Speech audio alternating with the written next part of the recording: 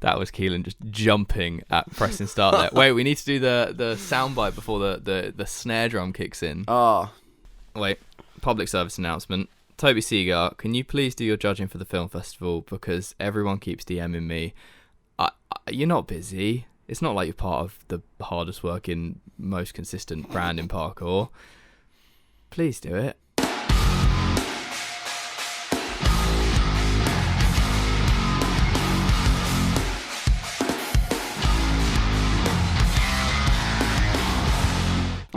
But I've asked him a few times on WhatsApp, and I'm like, please, mate. And he's like off travelling and working constantly. And I'm like, can you just get it done? How many does he have to go through?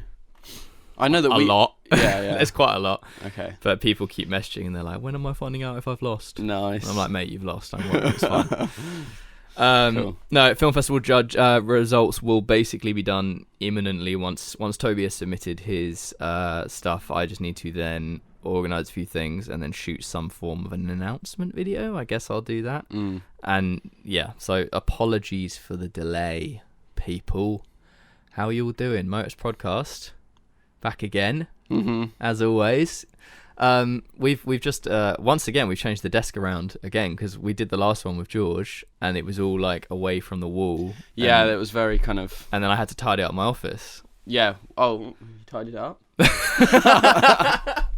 I'm joking. I mean, if you look at your desk, there's stuff is in slightly neater piles than it was. Yeah, that's true. That's true. No, but so it's a little. I need to hoover the floor because, as I was saying to Darwin yesterday, you need to sell your Ronin, your big Ronin. Yeah, if anyone wants to buy a giant Ronin, like the original first one, that I don't think you can sell for more than about 50 quid, and it's the size of me tucked into a ball. Like, I'm sure someone will want it. I'm sure someone will want it. Yeah.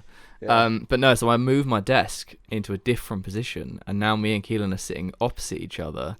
I feel like everything fits so much nicer because you have the laptop up against here. Well, it means that we now have a 3-person working space in the office, which Yeah. is, well, apart from the sofa, the casting couch. But we need to upgrade it like step by step. So we Yeah. need people to like send in. What do you call it? You know, the sound softness on the oh, wall. the padding, yeah, which apparently does nothing. Oh, like really? But it looks cool. Yeah, cool. we should just stick it. I mean, to be honest, I can hear my neighbours like sometimes chatting shit through there, so maybe we should do it just to for the podcast. just for the sake of being polite. Yeah. No, what I was gonna say is it now feels like we're sitting opposite each other like a romantic dinner. Which as I was coming upstairs, I grabbed this off the side. Oh, for fuck's sake! Oh, sick. Go on. Set it alight. Listeners, can you guess what this is? Oh, we are fucking just scolder the I'm just lighting mic. a nice. I can already smell that. I'm lighting a scented candle. Ascended. Ascend. Ascend. Descend is the new collection, which good fucking segue there. By accident, obviously. I've just lit a scented candle, which is a Yankee candle, very good candle. What have we got? Exotic fruits. If you don't know Yankee candles, they are very worth the money. But I thought we should have candles in more often. I thought we'd make it a bit more romantic than it already is. This is nice. I think this would be better when we have another guest in as well. Yeah. Make it and it's free. not 9:57 a.m. Yeah. I don't know whether I prefer the morning ones. I think I probably do, although I can tell when we've got morning podcast fever because we wake up and there's not really much talking. Do you know what I mean? Well, at least I feel like it. I wake up and I'm like, I know we're doing a podcast, and then sometimes I want to say something. And I'm before the podcast, yeah. you mean? Yeah. Well, like this morning, for example. This morning, I'm sitting there. I'm like, I'm always thinking about stuff to talk about. Yeah, and then I'm like, oh shit! Like, I'll just stay quiet. I'll just wait. Yeah. And we've got something to speak about very shortly, which was eventful last night. But we'll go on to that in a minute. I mean, we may as well just carry on that segue of Ascent Descent, which. Thank you for all the support on the new collection. I think personally my favourite graphic collection. I don't think we've done anything nearly as graphic. No, we have made that white hoodie where it had the graphic on the back, and I think that was the first and I've always wanted to graphics and things. But that was black and white, and black and white's probably cheaper to print, isn't it? Yeah, I mean the long sleeve is like 8 prints on each side. Yeah, but you can tell it's fucking expensive to make if you look at the colour. I'm always like, how the fuck is that on a t-shirt? That's quite a hard colour. It's a lot of effort to do for the printing, I reckon, because it's like a lot of, you just got to constantly print. Yeah. But no, I'm really happy with the collection. As always, I had much bigger plans regarding like the lookbook and a video, and I was like, yeah, let's do a whole ascent descent video and blah blah blah, and then it's rained non-stop and time, and but it's been received really well and people have picked it up. Jason put that really nice stuff on Instagram. Was cool. That was really nice. What's funny, actually, I've just been reminded because that anti-climb paste sign's up there, is in not with that one, we used a different one because I bought two. Nice. On the hoodie print and also the long sleeve, the anti-climb paint sign is it on that one? No, it's not. It's on the back of that long sleeve. It's not a fake sign, it's a real sign, but I bought it off Amazon and then we stuck it to the wall so we could frame photos in the way that we wanted. And what you said, I swear it's still there, it's still there. I left it there by accident. So, I mean, what's that? Is the latitude and longitude on point? The hoodie, yeah. So if anyone ever is just fucking bored, you can go and collect that sign. And if it's still there.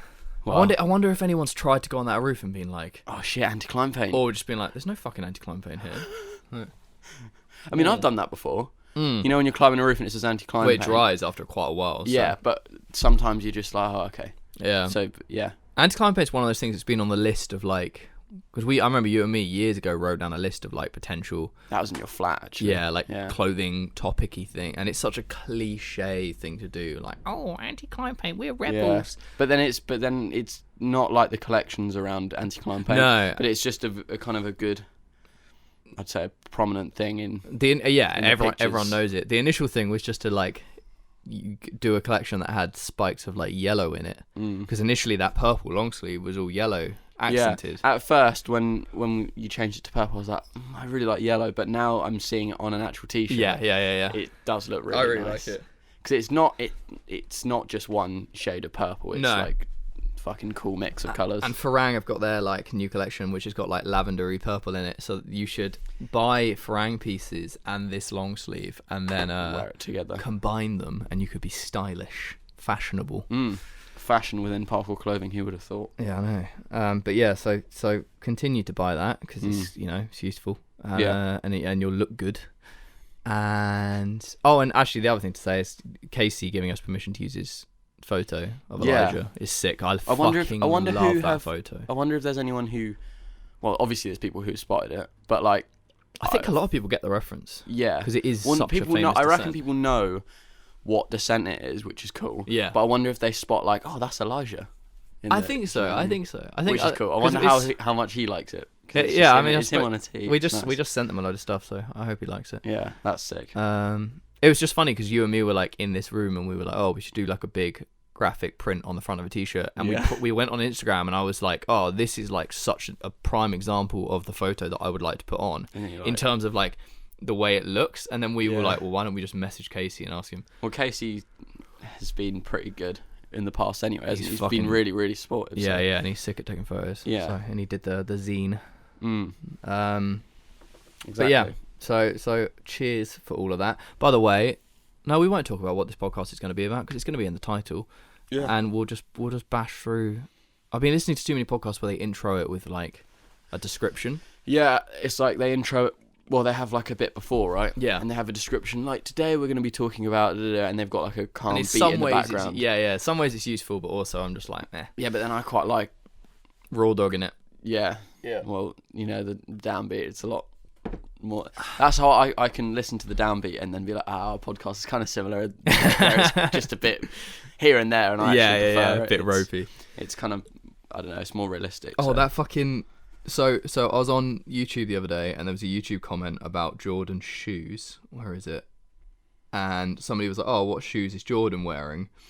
And somebody said Adidas 3MC, which is what he's wearing. And then some other person then commented this really like sarcastic, expensive shoe that was like $2,500. And somebody said, "That's so nice of you. Thanks. I hope Darwin comes to your home and turns your gas on." So the podcast is seeping out of this into the YouTube comments, into the rest of the world. Yeah, which is, I don't think you're meant to let people know you listen to this, because there's probably much better, more educational, useful things you could be doing with your time. Should be your I think it's probably just the word podcast. You can be like, oh, I listen to podcasts. Yeah, What one do you listen to? Oh, this one. Don't say the Motus podcast, because it's just, it's the type of thing your parents probably slap you for. But also I was thinking that Darwin has no idea that loads of people around the world know him. No. Poor he soul. doesn't. He doesn't even know he's a dog. No. I fucking love just watching him just stand and look at him. Just be, you know, when he's just when he's just being. It's just fucking so funny. I love like watching him today, like literally just in the kitchen. And it doesn't matter which way he's facing because there's not a certain way to face anywhere. Like he could be just looking at the wall. He's probably looking through the wall, but he's just daydreaming. Like, is he thinking? Can his brain think like properly? I know. Like, can he actually sit there, and when he's sitting still for that long, is he thinking or is he just being? Yeah. Because if he's thinking, then I'm like, oh, it's okay to be left alone in the kitchen. But if he's just being, like, is he just? Well, really apparently, the thing I've heard, I don't know how true it is that dogs can't think like. Which is weird because they definitely have memories because they can like remember being abused or something like this. Yeah. But apparently, dogs can't sort of think past the present. Yeah. So they can't think forward or back. Like, so they just sit there, and they're just like, oh. This is this, that's that. Yeah. This is this. I'm fucking bored. So then I feel really bad. It explains their behaviour if that is what it is, but still, like, how does he not lose it if he's just in the kitchen? Like, I know, yeah. Poor boy.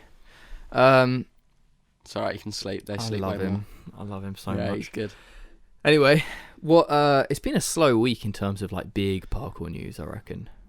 Yeah. Actually, there's one thing that I haven't put on this list, which was the DK got like a little park built for him by Adidas. You see that? No, that's really cool. I say park, like it's like an alley and they put up like some rails and boxes and things. That's really cool. Yeah, that's sick. Let me dig it. Yeah, you dig it up. I don't know where to look. But while I search for this, I think the biggest thing was Red Bull sponsoring Hazal. Yeah, that's first really female sick. parkour athlete.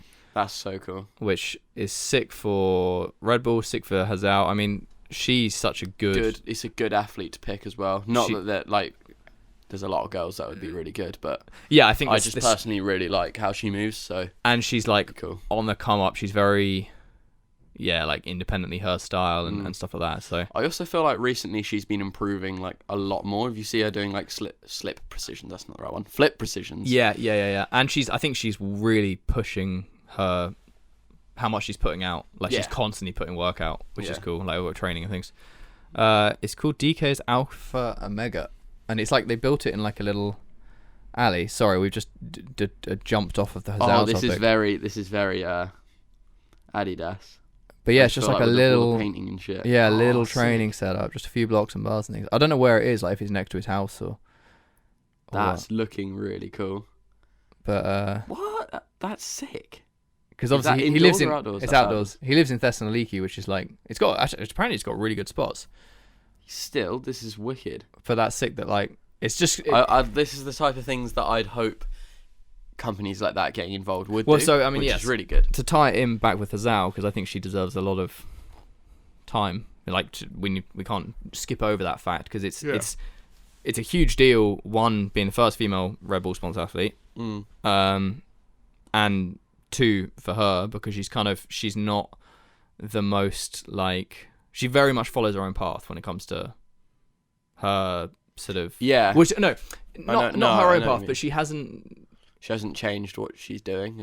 She's just stuck to just being like, she just does anything. I mean, you can only notice that she probably uploads more and puts a bit more out, but I don't think she's changed how she trains or who she is. Not that we anything, but not that we. I wouldn't say we know her very well, but no, I really don't know. From what I can see, I don't think she's changed much. It feels like Red Bull have gone like, this is a very kind of genuine person, and we want to support that, which is what they do. They always they find the person who's smaller and they bring them up. Exactly. Yeah. But it's sick that Red Bull have done that, because obviously, first female athlete means they're really sinking their teeth into parkour more. And we know there's other athletes in the pipeline as well. How many athletes is that? Is that 2 athletes now sponsored in a year from parkour through Red Bull? Because Christian Hazal. Yeah, I think so. Is anyone else on it? I know people who are trying. I know there's not trying, but they're kind of in. Yeah, I can tell there's a couple who are like in the back burner. So that means this year it's been very, and I reckon, busy with Red Bull, which is really cool. That's showing a lot. What I find interesting actually is how many Red Bull skaters are there, or how many Red Bull surfers? to be honest, I know there must be quite a few. But it doesn't feel like I there's don't- like 20. No, and I don't feel like I hear about them a 'Cause lot. there's already a lot of parkour athletes who are sponsored. Yeah. Which is interesting. It's like, oh, they're really jumping in. And then obviously to go That's back good. to DK, Adidas have... There's been kind of talks of Adidas being around for a while. Pam, I know, had a connection with them. DK's been like sponsored for a while, but it was one of those things where he said, oh, I'm sponsored, but then we didn't see anything change. Yeah. And now they've done that. I Which don't is know really if it's cool. like Adidas Greece or... But yeah, it's That is good. I'm wondering whether you'll see in the future a team which is just like, I guess, a collection of their sponsored athletes or whatnot. yeah. You know. I mean, this comes back to that thing where we talk about with Night Parkour, Night PK, where it's Yeah. like the big companies already know of parkour and they're already exactly. there. Like They're taking their time because they're not going to rush into something like this. exactly, are they? and they're clearly already kind of stepping in. So But if they're going to be doing things like that with DK, then that's really cool. Just Yeah. building a little park for yeah, looks like just the sake of him training in a little video, then that's Yeah. really good. That's Really sick. good. Cavemen. Before what? what I remember now, I remember because last night or maybe the night before, I was about to say something. I was like, "Oh no, it's about Hazal." I'll save it for the podcast. Do you think? Because I see this quite a lot, but then I looked at Dom's profile picture. Is it in like a contract for them to like Have a Red Bull like. have a Red Bull hat in their profile picture? Or do you think that's? I mean, what's like? Let's see Christian because he's obviously oh brand yeah, new. I didn't check anyone else, No, but I so just know. he's just got a flip. Okay, cool. But he is wearing a Red Bull shirt. Ah. Very hard to see, but he is wearing yeah, it. What about Pasha? because I just saw that Hazal changed it to not that that's a problem, but I was just like, oh, I wonder if it's in like their contract that they have to be wearing. Pasha's just wearing a red coat. Okay. It's probably not in their contract, but at the same time, it's like, well, if you've just got sponsored by Red Yeah, Bull, you why- want to do it. Yeah, like, exactly. fucking tattoo it on your forehead. Yeah, yeah. it's like that monster. Have you seen that Monster Energy kid? He's got like tattooed monster on. Have you seen that? I think I have. Yeah, Fucking very weird. strange. Yeah, weird person. The other thing actually about Hazal is when our motion happened, we kind of wrongly assumed she was going for an arm jump on that. Do you remember she smacked it and then like splatted to her back? Yes. And we were like, oh, was she going for the arm jump? But she obviously, we then saw, was going for the splat Yeah, down, which made kind of more sense just what like measurement wise in how Yeah, big yeah. it is. So apologies for the wrongness there. Not that we were hating on it. I mean, that arm jump looks fucking ridiculous anyway. Yeah, Like, exactly. to go to the top Yeah, would be and so I mean, to be hard. honest, the splat is like given that the arm jump was that big, to splat something that big, sick as well. Yeah, it's still sick, and I would be surprised if anyone controlled it anyway. So. yeah. Oh no, I just fucked up. What Yeah, about? well, you were going on to No, I was just clicking all over the show notes and blowing it all up. Caveman. Caveman, 2.4 million. I just checked. Yeah. So it's we were a week ago we were like, oh, it might hit 1 million, and now it's just which is how things go when they start to really pick up. Yeah. But that's sick because, I mean, we were saying the other day like, we'd like to know how many people watched it all the way through, or whether it's like I mean, it's easier to watch something like that all the way through than a vlog. Yeah, I agree. It's But maybe not for everyone. Maybe for it's what we were saying, like whether or not Muggles would watch it and It's be so like, oh, weird. that's cool, and then they'd skip, go to the next video. Like, it's so weird that we use the word Muggle. It still weirds me out because it's such yeah, a it's Harry a bit Potter of term. a bit of a cringy. But it's term, so isn't easy it? to say. Pedestrians, street people who don't The climb. street people. Um, No, I yeah, think it's whether or not they watch 30 seconds and they kind of go, oh, that has confirmed what my assumption of what parkour is. Skip, or if they're like, holy shit, I'm watching the whole thing. yeah.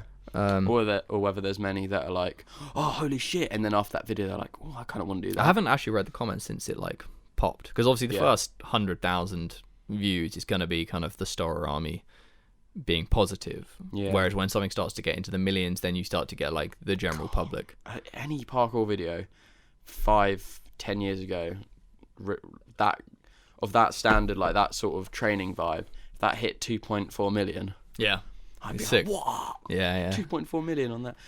It's very sick. But then what? And then what was Flow's reach when you were doing Flow? I mean, Like, Flo YouTube was getting channel? millions on some videos, but they were like Damien Waters and Sheaf, Yeah, but that's still gimmicky kind it of wasn't stuff. training, but I sort of It was enjoyed that. physical feats in a gym environment and comedy. Yeah, that's a shame. Flow was cool.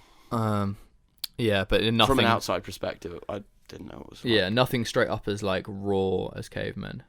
But it is interesting. Like, I think there is this: if you can get as much acceleration as possible on straight physical videos, because we've had a few. I mean, Resurgence is kind of obviously our biggest big video, which is in the hundreds of thousands, and it's like, I think if you can get enough of an initial explosion, like throwing that rock into the pond, and that initial kind of wave of like, oh my god. I mean, Storm Volume 1 is a prime example. That got millions very early on. That did. Because it's like, it's got the wow factor of simple physical feats, which we've spoken about on the podcast before. Is my favourite thing. Yeah, it is quite easy, because even for a muggle, I do feel like it's easy to watch. Yeah. In a sense that, YouTube's got so much of this crazy shit. If you haven't seen parkour before at its like best, do you know what I mean? You're gonna be like, oh shit. Yeah. And they're either gonna get it and be like, oh, I understand, or like, I feel like I understand the technicality here. Like, I feel like you and me can watch skateboarding and I can understand it and just be like, oh, sick. But you understand it because you've tried riding on a skateboard. I mean, you kind of can. But I feel like I can look at something. I definitely can't understand how hard it is to do a double kickflip or whatever physically, but I can understand. You understand because also you do an action sport as well. Yeah, whereas you get some people who are literally like, wow. Yeah.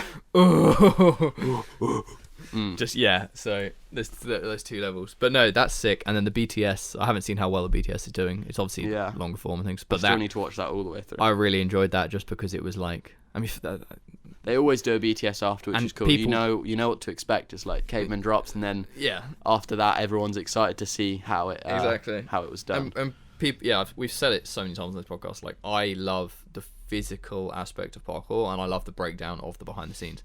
So seeing that for me is like, I care 1,000 times more about that than like, oh my god, we're getting chased by a security guard. Oh no, we're not, because actually it's fair. Or like, I don't know. Like, at least Storer are doing their kind of vloggy stuff, and then you know that a Cavemen video is going to pop up. I feel like their content now in the last year is just, I'm so much more like, not happy with it, but like, no, it's I have far less issue with it than I did like a year or like 2 years ago when it was. It's because they got probably because they got demonetized, and I feel like for them that must have been a big kind of like, okay, like what we. I just feel like the hunt for like the really shit clickbait and the like the dragging. I think that dies down as well, especially that you can see YouTube changing. Yeah. With clickbait, think of how big. I know it's still big. Clickbait is still big, but when it was first, it's always been around. But when it was proper popping off, there was a period where it was just everything. It was desperate clickbait. Yeah, exactly. And I think over time, they probably just grew as YouTubers. Content creators. I definitely agree there. Content nowadays that you'd call a vlog is actually sick, because it's just full of and it's like anything, it's refined and so no, it's cool. What is our next thing? Oh, let's talk about last night. Okay. Let's talk about last night. I've looked in the mirror. The podcast listeners are gonna hear my bed head. Look at it. It is quite fluffy, yeah. Yeah, I looked in the mirror. I desperately need a haircut as well, actually. Double M's. Well, so for clarification, I slept all the way through, amazingly, which is a rarity for me, and woke up to a text from you. I think fucking panic. You know where 3 texts come at once? Did it go? Did? No. My phone was on like night mode, but where like you can only see the top one because they're stacked on your phone. Yeah. And I think it just said like, "I'm fine now, but I was going to burst into your room." Or something like that, and I was like, "What the fuck?" Basically, yeah. No, because I've had. Tell me, Kelan, what happened? I reckon it's just a collection of me coming over to your house a few days ago after not sleeping for a few days. That might have been involved with it, but no, I had good sleep for 2 nights, really, really good sleep. Yeah. And then last night, and it was only at like 12, and I went to bed at like. Well, I actually got to sleep around 11ish. Yeah. So it wasn't that long after I properly fell asleep. Whenever I have weird night shit. Yeah. Even if it's just like waking up and feeling like I've slept for the entire night, and then it's not, or any like kind of confusion, it's always only after going to bed for like an hour. Yeah. It's really weird. That's so but strange. Can't carry on. Yeah. No. So I woke up at 12. And I've had this before, but not for a long time. You've spoken about it in the mental health episode. You talked about it. Yeah. Oh, yeah. Okay. So some people might know. But I just woke up, and I can't even explain at all how it works because I'm almost not really properly conscious. Yeah.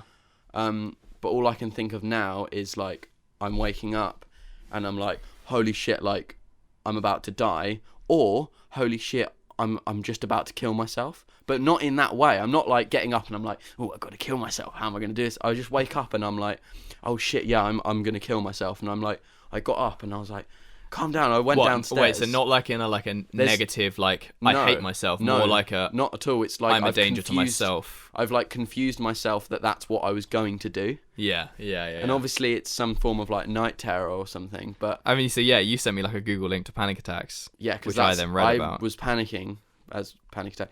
I looked it up and that's kind of what I was feeling. But I went downstairs into your kitchen. Yeah. And I was like, just freaking out, didn't know what to do. I was like, okay, I'm gonna get like, I got my clothes on. I was like, I'm gonna go outside and just walk around because that's what I usually do in fresh air. And then I was like, oh shit, but I still feel bad. And I was like, I need like someone to tell me I'm okay because I feel shit. And I was like, I'm gonna have to just go into your room and just be like, I'm freaking out. Me sleeping naked would have been like, Kelan. But no, I just went back up to bed, got in my bed and was like, I don't know. I think I was just awake for a bit and then fell asleep. Were you scared of falling back asleep? Probably because I've just had such a weird sleep. You know, the ones where you're just like, just fucks you not up. really asleep. Anywho, trying to get to grips with it now, I can kind of remember it feeling like, and this is going to sound really weird, but it makes sense when you're in that state.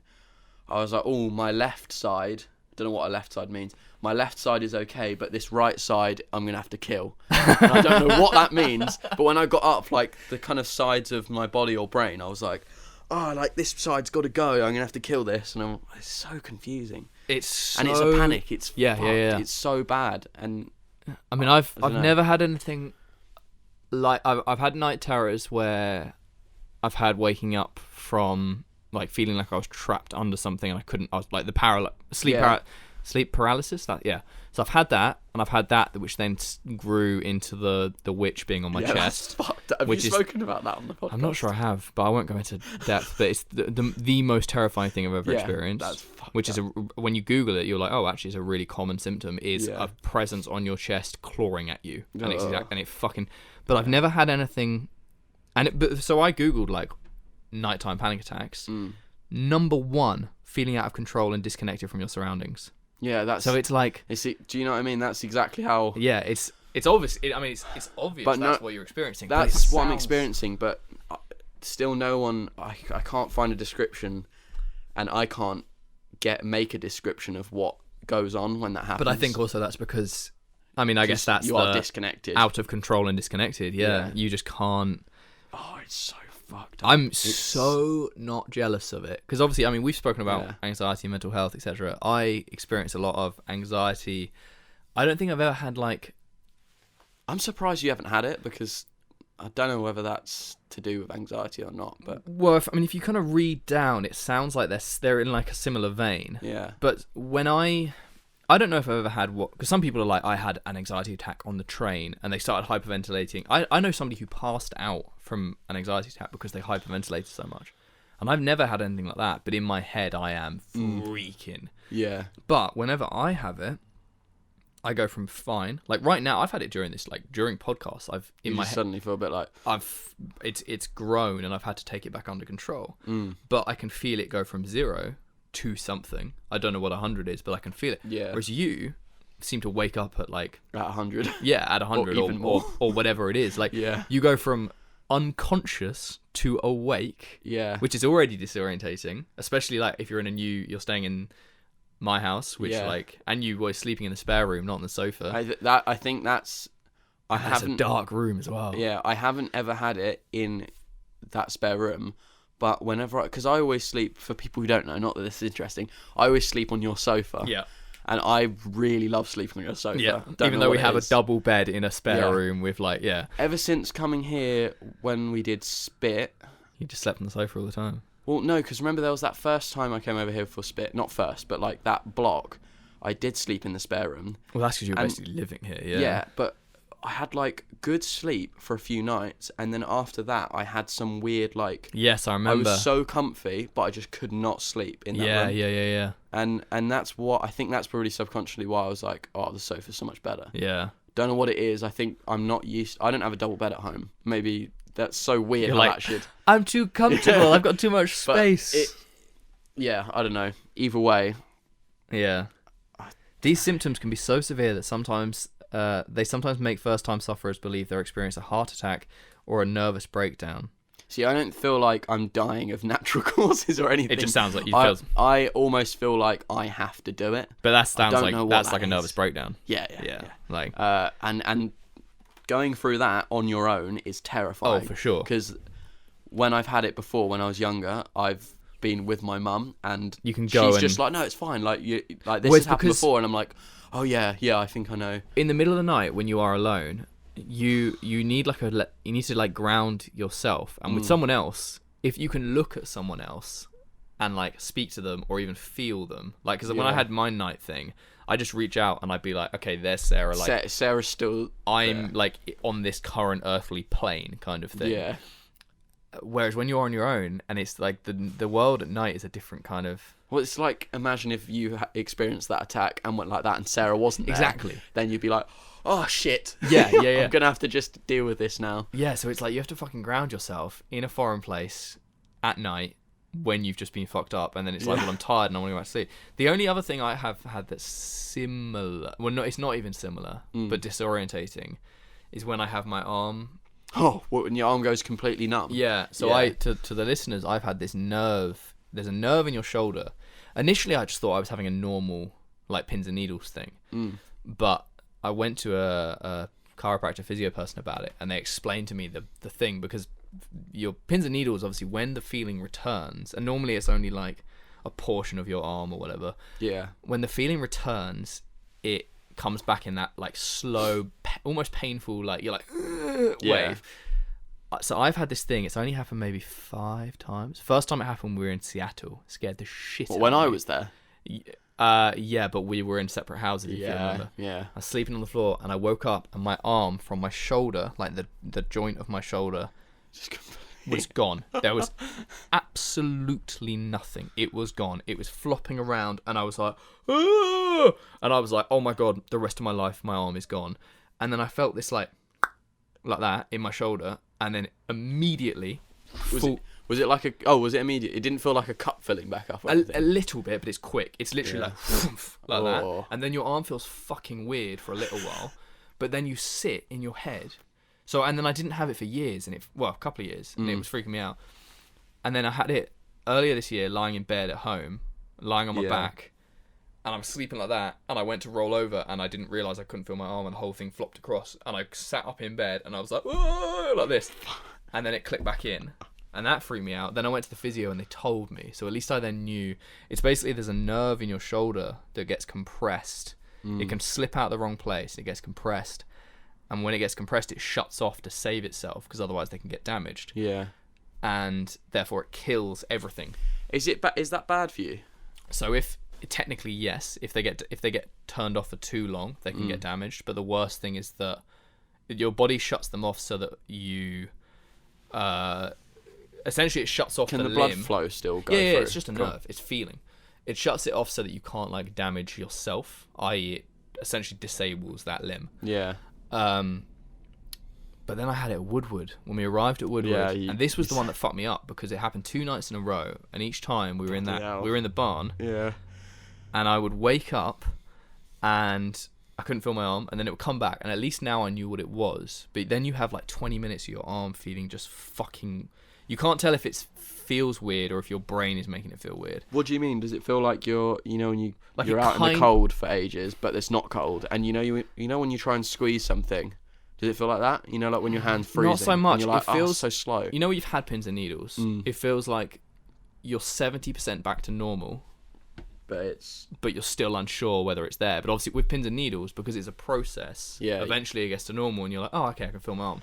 I think it's probably as well because you haven't had when you wake up, you don't have your arm technically. Just talking about it now, I can kind of feel, and I think a huge amount of it is mental. Yeah. Well, think of the difference between it not being able to work and then being able to work. It's so fucking scary because with pins and needles, you can still you can look at your arm and you're like, oh, that's my arm hitting the table. Although it feels really numb, it's still there. Yeah. With this, it's that your arm is wiggling around. You have to literally lift it so you feel the whole weight of it, and you're like, is it heavy?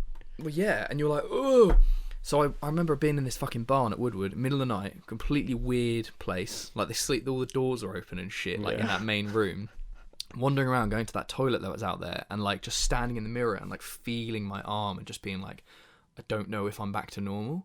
Fuck. And so that was a long story, but that's like... That's what it's the middle of the night disorientation. But those middle of the night disorientation, I'm just so happy when that happens.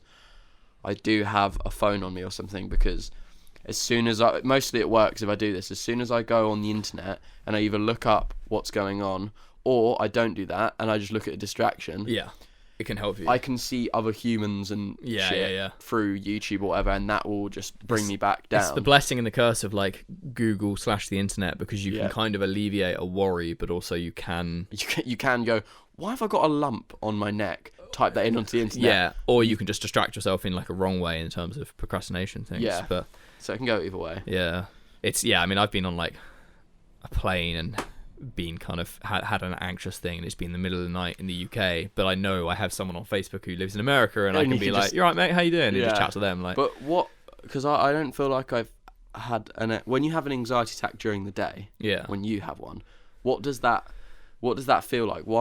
Is there a reason for you to be anxious? Is there like a reason behind it? Are you suddenly like thinking of loads of things and you're like, oh shit, like too much? So my anxiety mine has always built from health. Mm-hmm. So it doesn't build from like, I mean, you could tell me every single problem with Motus or money or whatever, and it won't make you have an anxiety attack. It might make me stressed, but actually, like, I'm quite good at being fairly realistic with like, okay, this is fucked, we need to sort this and this. But then I think what I do is that then sits on the inside, and then suddenly I'll be sitting here and I'll get a sunspot in my eye from like a glint of a window out there or something. Yeah. And then I'll be like this, and you'll be talking, and in my head I'll be like, why is that sunspot going away? Yeah. And I'll be like, oh. And then suddenly, and what anxiety can do is it can raise your blood pressure, and this fucking crazy shit that I've had happen. I remember being in London once, and I got convinced that my ears were doing like the popping thing, where they like felt really like kind of like pop, like when you're in an airplane, that thing. Yeah, and that is because your blood pressure rises, and that affects how your fucking ears work or something. And so all of these things then kind of like your body's just like, I'm gonna just play the character that you think you are right now. Well, that's you can panic yourself into doing that. And so it's always like a health thing. And it's not like my brain goes, because some people are like, oh, I get really scared, I've got a brain tumor. And my brain doesn't immediately go like, you've got a brain tumor. Yeah. But it is like, mine in recent years has been like, what in a scenario, what if you collapse, faint? Like, if I die, I die. I'm not so worried about just like falling over and dying. Yeah. Like, if I just go, well, and die at this desk. You're gone. Exactly. Yeah. Can't do anything about it. It's like, what if I have an anaphylactic shock? That's a big one for me. Yeah. What if I faint? What if I die, etc.? That's the end. Sorry, I just said what if I die. That's not the thing. But I guess it ends with dying. Yeah. But it's the process before that. It's the panic, and it's so strange because. But I don't freak out going like, sitting here right now being like, oh my god, what if I faint? It's something happens. Something has to trigger it. Like, right? My ears go weird, or I feel a bit... You know how, like, on these stools that we're sitting on, sometimes you catch yourself off guard, and you do that. Yeah. And normally you're aware of it. But very occasionally, on something like this, or on a plane, or I don't know. Yeah. A movement, you almost subconsciously notice it, but you don't. And you're like, oh, was that the stool? Was that me? Or that sets my brain going, and I'm like, am I dizzy? Why am I dizzy? Am I going to faint? And then it escalates. Yeah. But, unlike your night thing, it starts at 0... I don't get any of that. It can go to 100, but what I can do is I can go, was I dizzy? Oh no, it was the stool. Fine. Yeah. But if I sit on those feelings, then it gets worse. But it's a gradual thing, and it's built up of you get to see the rising of it. And there's like symptoms, and it's just down to my general mental health as whether or not I can control the build. Yeah. Whereas for you, it just sounds fucking awful. It is. I've had it during the day, but you still don't really get the build up. But that's just ages ago. Yeah. So fucking weird. It's so. I mean, as we said on them. I've had it triggered by looking at I tried to make myself do it ages ago. I looked at a plug socket, and I tried to think about it too much, and it just happened. And that was when I was having it loads, and that was fucking awful. But that I would assume that's because you've essentially like. Well, I just look. Yeah, it's just weird. Yeah. What I found when I started, and I think everyone will probably share this sentiment, is once you've had, because any first experience with anxiety or whatever, like if you fucking shotgun 5 Red Bulls, yeah, it's gonna fuck you up. Yeah. So let's say that's your first experience with anxiety. I feel like once you have experienced that once, it's probably easier to have it happen again because you almost know it's so shit because you know the hole to fall into. Like. And I think the same is with depression. It's easier to essentially fall back into it because you know where it can lead. Yeah. But also I think that the counter of that is you can hopefully know where to get away from. Yeah. Like, I need to piss before we jump into this main thing. Yeah. Shall I pause it? Do you want to talk for 30 seconds? Spit some rhythms. Run. All right, so I'm your host, about to spit some rhythms. No, I'm not going to spit some rhythms, but I'll tell you what we're about to do. Advice to live by 2 complete psychopaths who can't control their mental health. So listen in closely if you want to experience night terrors and also anxiety attacks about your health. We will give you a step-by-step guide to basically achieving the impossible. No, I'm sure this will be a bit more meaningful than making your mental health a bit worse.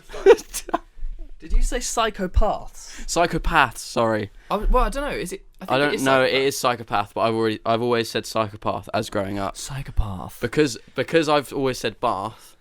Yeah. I've thought like, why do people say psychopath? This candle's wicked when you walk back into the room. Yeah, it smells. I feel like our no podcast I listen to are ever interrupted by people needing pisses.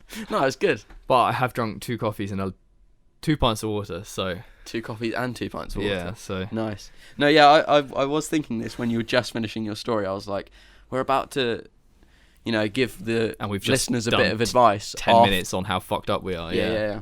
So, they can choose whether or not to.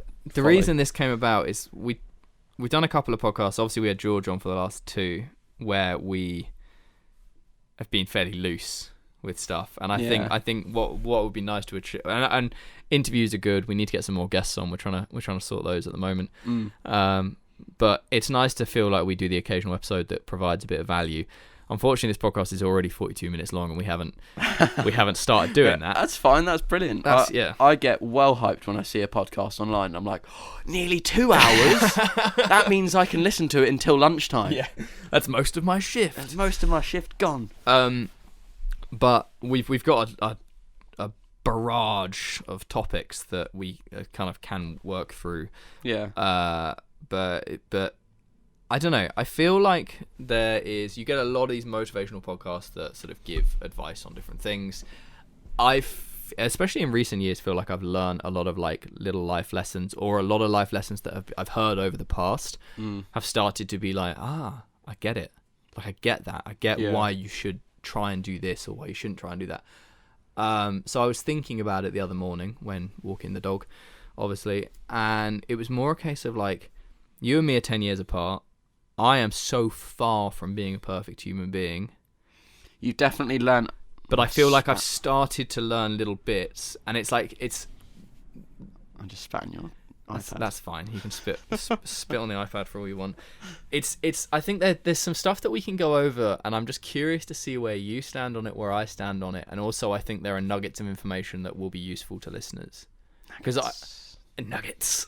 I could be wrong, but I feel like the majority of listeners are late teens to early 20s, which is a big period of your life where it's like you're trying to figure shit out. And even if only one of these things sticks in one person's head, then maybe it's... That is actually really true. That there's people who are closer to my... Obviously, there's going to be people who are close to my age and close to yours, but... Oh, the absolute majority, I'm almost certain of. Yeah, but that's pretty sick. They get to hear it from someone who's figured it out a bit more over time and someone who's still... It's such a joke because I don't feel like I figured it out. But you do have a lot of very quick advice tips. That was a very weird sentence. As in, if I've got like a problem, not like a big problem, but if I'm trying to figure something out, you've most certainly gone through it before. Yeah. I don't feel like there's when someone asks me for advice, I think have that's to maybe think for ages. A lot of the time, you're just like, oh yeah, or like, and I you should just do that right now instead of waiting. Or yeah, and I might not necessarily be able to action it so well. Like I'm not perfect myself. Yeah,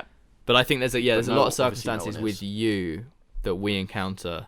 But because you've gone through it. Yeah. You're closer. It's probably better you giving me advice than someone who's a bit older than you, because their timeline is a lot more different to mine. Whereas because yours is closer but still far away, yeah, you've had similar experiences. Like if you were 40 and gave me the same advice, you wouldn't have been working on a computer or making videos your whole life. Cause very true. Yeah. I don't know. Let's dive in. Top one. First, number one. And I've been a big believer of this for fucking years and years and years. Yeah. And you see it across so many other people, and you've done it for a while now. Is write lists. And that is lists for your day. I mean, I write a list every single day. We're working off a list for this podcast. It's the only way we'd be able to fucking keep our head on the... I mean, we don't even really keep... No. We're not... We're pretty ropey as is. Yeah.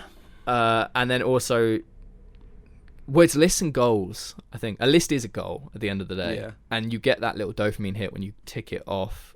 But it is a way of setting things out in your life so that you can tangibly, if that's the right word, work through your thing. Because it's that thing of like, some things seem fucking impossible, but then you have to break it down and be like, okay, there's that. If you put it on paper, it's so much... Or paper or exactly something.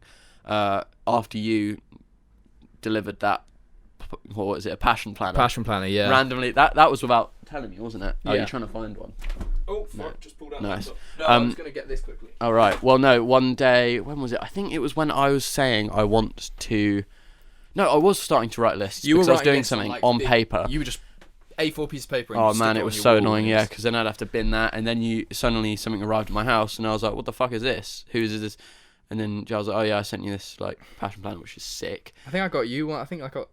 maybe bought you got me one. You got Luke one, because Luke's got the one that I have now, which is the slightly smaller one, which is even like nicer. 16 quid right now. Anyone who wants an easy Christmas present, or like wants to take a step towards just potentially bettering their life and doesn't already do this, passion planner. I don't actually use a passion planner, but yours is similar, right? I don't even use this anymore because I went fully digital. But I used this for like 4 or 5 years. Cool. I personally really like writing down on paper, but now that I got the iPad, I wanted everything syncing. So now all these 3 devices sync. That's true. Passion planner or the Daily Greatness journals are another one. They'll have other stuff in them, but just the concept of writing lists for your week, writing lists for your year. It is really good. And it's so fucking useful. It's so useful. And also I'm someone who does tend to panic and mix up what I'm doing if I don't write it down. Like I'll think I'm stupidly busy because I haven't wrote down my week. Yeah. Because I'm like, oh shit, like I don't know if it's tomorrow I'm meant to be doing this, or like what am I doing between working, I don't know, let's just say a random date, Monday and Wednesday, if I was working those days. Yeah. I don't know what I'm doing in between. Will I be able to do this? If you just write it all down, I mean, I don't even write it all down before the week started. I write it down as the days go. Yeah. It's so fucking easy to tell what's going on in your life. Yeah, what I've started doing now, what I used to do when I used this journal was there would be a sort of general list for the next week. Yeah. And you would basically look at the last week and go, cool, well, I didn't do those things, add it on. Yeah. And then so you'd have that in the back of your mind. Because the other thing is, it's this weird kind of visualization thing where if you write something down, you are then putting that sort of subconsciously into your head, and therefore, like, I mean, it's the willing it into existence thing, which some people just you can't will something into existence by doing nothing. Yeah. But by taking the first step and writing it down makes it somewhat permanent. Yeah, I get that. If I've written it down, I'm no longer using my brain to remember what that thing was. Exactly. And then with a list, you can return to it, and you're like, fuck. Like I can go onto my phone and look at a list. I've got a general list, which is things I need to do over the next month or 2 months, and some of those things I haven't done yet, and every so often I'm like, oh shit, I need to get back on that, and it's that, and it will change your life because there's so many people who are just so disorganized, and it's. I would still say I'm very disorganized, but I was a lot more disorganized before I was writing lists. Yeah. And I'm far from perfect when it comes to organization and timekeeping and everything. But I think it's step one is get good at writing lists. Yeah. And the other half of that is goals as well. Because if you write something down like within a year, I want to do this, there's power in that. Yeah. And then what you can do, bless you, my dear.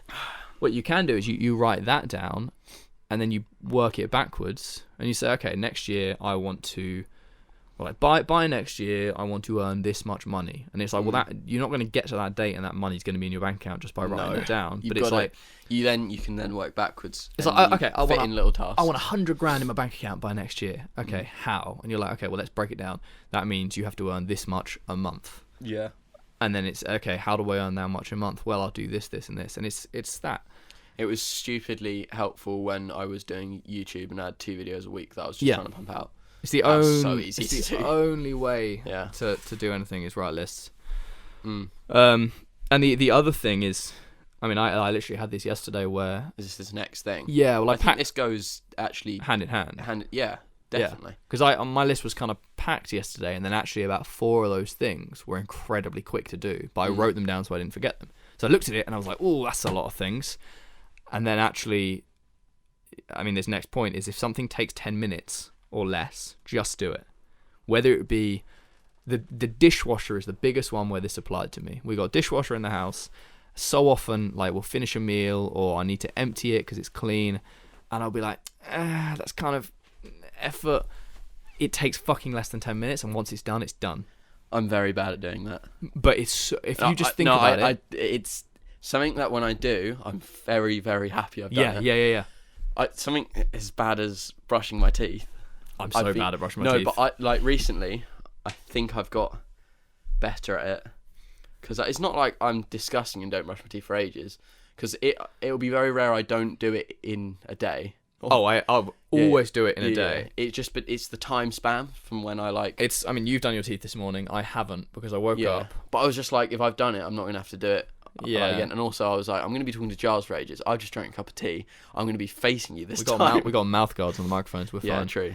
I'm so sorry. This mic must be so offended. I dropped. This is the new one actually. And when I moved the desk around, I dropped it into this wall. There's a fucking chip out the wall. So I put it here I meant to test it to check the audio, but I think it sounded fine when we did the mic checks.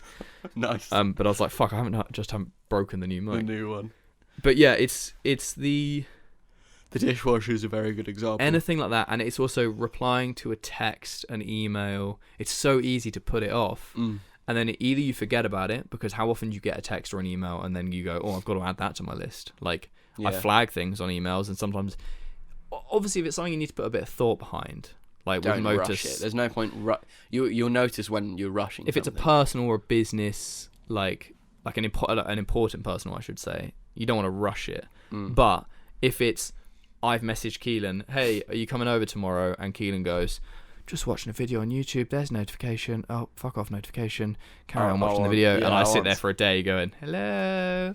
Which happens quite often, to be honest. It's that kind of thing where it's like, I think it's so easy in this day and age to ignore shit. And I'm so guilty of it as well because... I do... it can be quite annoying...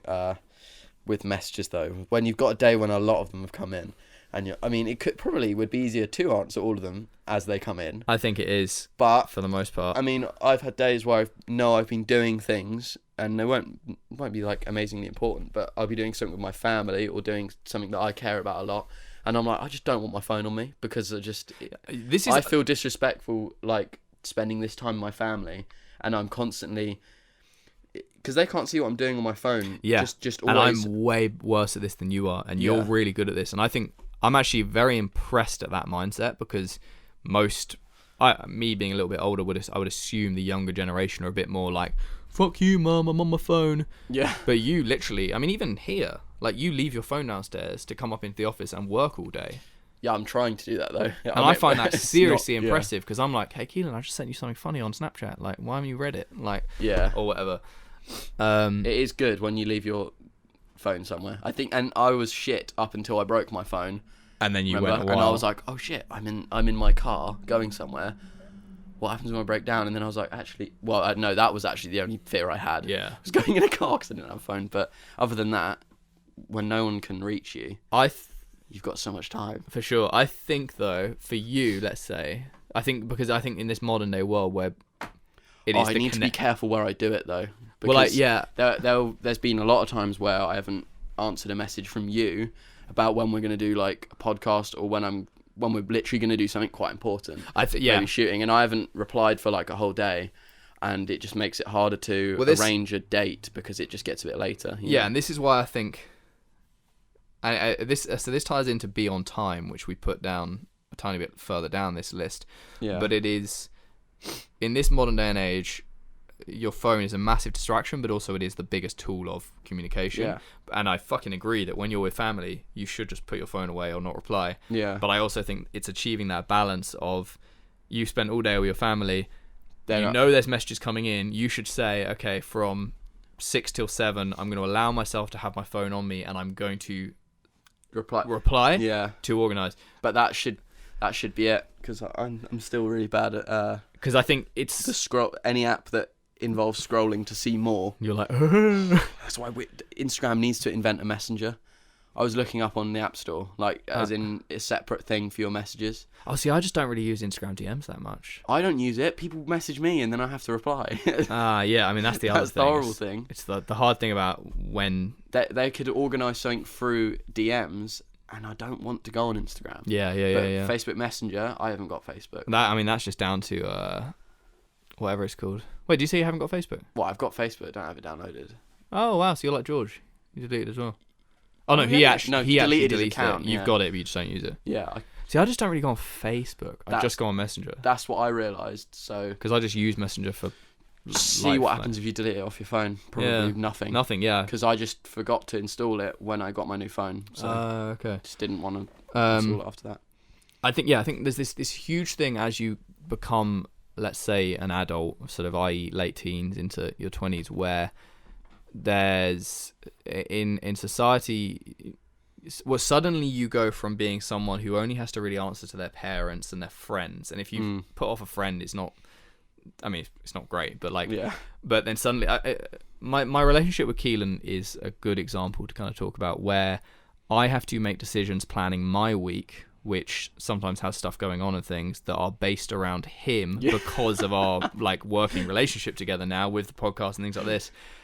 Therefore, I need to know, Kelan, when are you coming over? When you put it like that, it sounds very like, oh shit. But the same applies to every person kind of your age, I think, depending on whether you might have a full-time job and they're asking you what shift you want, and it's like, if I have to wait 36 hours to get a response out of you, because I sometimes message your mum now just to find out where you are, like it has been bad where it's like suddenly it's easy to worry, like, because there might be a time where I've fallen in a ditch walking my dog that doesn't exist, and you've just looked at your phone and be like, oh, he hasn't replied, but he doesn't do that anyway. And then I've just fucking... it's the boy who cried wolf thing, isn't it? And it's be on time is the other one, because it's like your time as you get older, if you are going to something where it affects somebody else, it's a matter of respect. Like if you show up late for a meeting or an interview or whatever, like it proves that you do not have respect for that person.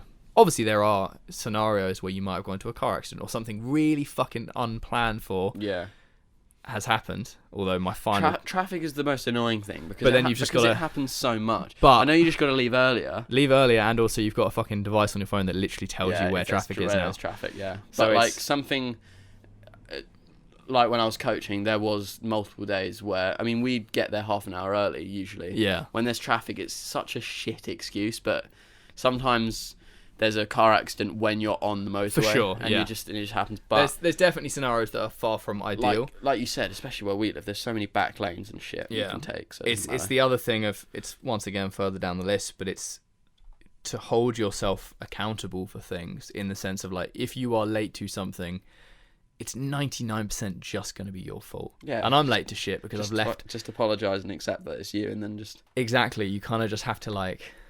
You just there's a lot of responsibility that comes with getting older and the fact that you are the answer to a lot of your own problems. I spend too much time faffing around before I need to go somewhere because I think that I'm either forgetting something or forgotten to do something. Yeah. Like that. Like a lot of time when I come to yours and I'm like, oh yeah, I said that I'm just leaving, but really I've now in my head said I'm leaving, so I'm walking around the house going like, shit, I forgot that. Doing got a that. Johnston, yeah. And then I'll go on my phone, and then suddenly I'm on Instagram for a while, and I'm like, oh shit, put that away. Yeah. Oh wait, did I remember to That's put why this? sometimes I find even for like small things like packing for a trip or like if I have to go up to London for a meeting or whatever, Yeah. I will almost the night before when I'm writing my list kind of very basically plan my morning Yeah. and be like pack laptop, charger, walk dog, this, and it's not like I'm walking around the house going grab that, tick that, but Yeah. I feel that I definitely prefer packing the night before, but still, it still happens. Do you have a morning routine? to a degree, not some religious one. I'd like to make a solid morning routine. It's basically get up, take Darwin for a shit, as in let Darwin out the door, make his breakfast, either put my clothes on straight away and get out the door so the walk's done, because that's an hour out of the day just done, like before you fucking done anything. Or I have a coffee and then I take him out. And then the day starts from there. Then I come back, another coffee, breakfast, and then work. Yeah. I almost feel like, though, because whenever I'm here, I know... Fucking voice crack. Whenever I'm here, I know that you're always out the house at roughly the same time. Yeah. The hard thing, I mean, the winter now, like I woke up at fucking 6:30 and it was just pitch black. And I took Darwin out and he initially was like, I'm not going outside because it was raining. So I pushed him out the door. I was like, go and have a shit. I think that helps towards probably your creativity and also just starting to get shit done, because I don't have a morning routine and my mornings still are so shit. Like but you're fuzzy in the morning. Like you I think that's to do with like maybe just, but I don't know how to stop that because I think that's just personal. Not personality. In the morning, I can't. I don't. Nothing's funny. Nothing's. Yeah, you're more like Sarah. Like Sarah struggles to wake up in the morning. Yeah. Like, and when she wakes up, she doesn't speak. Yeah, but even if I'm suddenly out of bed and I'm like, oh shit, that was easy this morning. I still just I mean, everything's yesterday just not happy, but it's not sad. I'm just kind of like, I think I'm just not awake yet. Maybe. You woke up at 9. Well, I woke up at 9ish yesterday, and then it took you over an hour. It takes me over an hour to get up here. Yeah, that's 20 minutes. Well, it was like I woke you up, 20 minutes still lying in bed checking your phone. Yeah. Then you had breakfast. Then you had a shower. Yeah, a long shower. Yeah. That was a very cold morning. Your shower was fucking good. Yeah. Free hot water. Yeah, and then it's making a cup of tea. Yeah, kind of pottering around, sitting on your phone. Slowly, living the tea bag. And it's a hard. I don't think you can change. People are like, as of tomorrow, I'm going to change this. But it's like it's a gradual. But I have such a weird thing where you might have it as well. If you go to sleep so motivated and you're like, tomorrow this, like I'm going to do that because it sounds awesome. Like I'm so motivated. How can it not? And then when you wake up, it's just such a different mindset. Almost just like it's a huge. Everyone gets that. The only thing you're thinking about. Is just comfort. See, my only thing with that, when it comes to like work, if it's like tomorrow I'm going to get up and do this, I'm really good at it. Yeah. If it comes to tomorrow I'm going to start eating healthier or exercise more, that's where I'm shit. So like I feel like I'm getting much better at the work side of things. But let's keep trucking through this list. Yeah, because the other thing that we've been on the top one. Yeah. For a while. Well, the other thing that it comes into that thing that we were just talking about with you being a bit kind of like, not you as it well. Yes. We have the scenario, but I think a lot of people is, it's saying yes and no. It's committing to things. It's if somebody says this, and also your friend says this, you have to make a decision and just stick to it. Yeah, I'm just so terrible with that. I see it a lot with like just parkour people and organizing things, and because you'll be like, yeah, I'll be here at this time on this day, and then that morning you're like, oh, but this person asked me if I wanted to go and do this, and I'm like, mate, you've already fucking told me this. Yeah. Like I've planned my day it's around even this. if a lot of the time I know what I want to do, but but you don't want to let down the other person. Yeah, but also I'm bad at remembering that I'm meant to be doing this on that day, and then someone has messaged me, and I'm like, oh yeah, okay, like that sounds good. And then I've got two things. I know exactly what one is better. Yeah. But I know that both these people are. It's the saying no and knowing that at the end of the day, and it's because when you say no to someone, it doesn't mean you're a dick. It just means for the most part, you just reschedule. Yeah. It's like, oh no, sorry mate, I can't do this today. I'm going to do it tomorrow. I've put it in my list and it's in tomorrow. Now it's happening. But there's certain people who are better at receiving no. You're pretty good at it. If I'm doing something and I'm like, no, I can't do that, but I'm always going to be there another day. You're just like, oh yeah, cool. Because then for me, I just need it to get. Immediately you can be like, okay, cool. Keelan's not coming. Straight away, I'm going to do this instead. Yeah, he's coming tomorrow. Cool. Yeah, but other people who don't do, I don't know, just other people they don't take it bad. But do you know, like sometimes it's like, oh no, come on, please, like, you know, like you just spat a river over the desk. It's hard to explain. No, I know exactly what you mean, and I think it's every single person you meet in your life is a different person with a different mindset. Yeah, and it's just adapting the way, kind of, it's adapting, isn't it? I was like that when I was a lot younger. Not saying it. This is a growing up thing at all, but when I was a lot younger, I'd ask for a friend to come over, and if they were busy, I'd be like, oh no, come on. I'd message them and be like, ask your mum again. No, sure, are you sure? They said, like, it's fine, you can stay over. Like, it's strange, and it's just it's I think that is just a relationship thing. Like, it differs with every single person you will encounter, and some people are toxic, some people are like, it all varies. Yeah. But at the end of the day, I think for you to be the best person that you can be, listeners, not necessarily Keelan, it's that you need to say yes and no to. It's time. It's sticking to what you have agreed to do, because at the end of the day, it's the impression you leave on somebody else. Mm-hmm. If you have a meeting with someone or an interview or whatever, like it is leaving that impression and trying to maintain it. Yeah, it's the same thing with, I think, was it Nate who said this? I don't know why I'm thinking of Nate. With like parkour jobs and stuff, and not only parkour jobs, but like certain work that you know that you can just say no to, even if there's like, do you know what I mean? Like, there's money involved, and it's something that Jesse maybe might have been. Yeah, saying no. Don't be afraid to say no to, like. Well, that's the thing. At the end of the day, like, it's there's some things in life that are a no, and therefore it's never going to happen. And there's other things like, oh, come over today. No, but I'll come over tomorrow. Cool, whatever. You've answered that question. You've scheduled it. There are some things like, do you want to do this job? And it's like, so I'm really bad sometimes, especially with you guys, at saying no, because I do this. Luke called me out on this a while ago, because he will message me and he'll be like, Giles, can you pay for this? Like, can you contribute towards this? Yeah. I would love to say yes to fucking everything, because at the end of the day, I want to support that. But sometimes, with the business, kind of like, oh yeah, maybe. Well, with the business and the cash flow and things, like, sometimes I can't, and I know the answer has to be a no. And this is where I slip, is when I'm confronted with a situation like that. I slip into I'm just not going to reply for, like, I'm going to sit on it for 12 hours or even longer. Because because that is, I'd say that is a serious thing to think about anyway. But it's involving money. But I mean, I know, like, in your head and in the grand scheme of things, I think it is perfectly okay to wait on a question like that, because it's to do with money. But if I know the answer straight away. But yeah, this is the thing. I know you know the answer straight away. What I'm avoiding is the confrontation, because I don't want to upset him.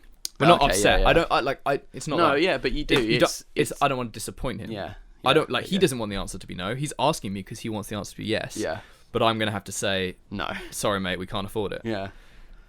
And then it's like, well, I've just put him in a situation where he's gonna have to borrow some money or whatever, and it doesn't make me feel good. But also, what doesn't make me feel good and what doesn't make him feel good is just leaving it. Is leaving it for 24 hours. Or just not saying the right thing. And that's where I need to get a lot better, for sure. Yeah. And then I think we mentioned this one just briefly earlier, is that you have, and I have to tell myself this all the time because I'm so bad with it, is you have all the answers to your problems and only you can take the action on them. Like, Keelan, Giles, I wanna get fitter and lose a bit of weight and be more healthy. Yeah, you know. Eat healthily and exercise more. Do I? Fuck no. Yeah. Like, Yeah, you know exactly what to do. I know exactly what to do. But I want to take control of my personal finances, which is another one that you need to do at a young age. Like, get fucking... And also, the other thing is you don't know the answer, it's going to be on the internet. Every question that's ever been asked before is on the internet. If you want to get better at your own finances and you're not sure how, Google it. There's so many amazing resources. And my finances, I'm still not very good with my personal ones compared to the business. But it's... all of these things... I need to fix, and I know how to do them. It's just actually then applying it. Yeah, that's like the yes and no thing, though, isn't it? Yeah, it's the craziest thing. You already know the answer to a lot of it. Yeah. It's just actually doing it. And you even know when you don't want to do something because it really doesn't feel right. Yeah. But you know the answer's yes.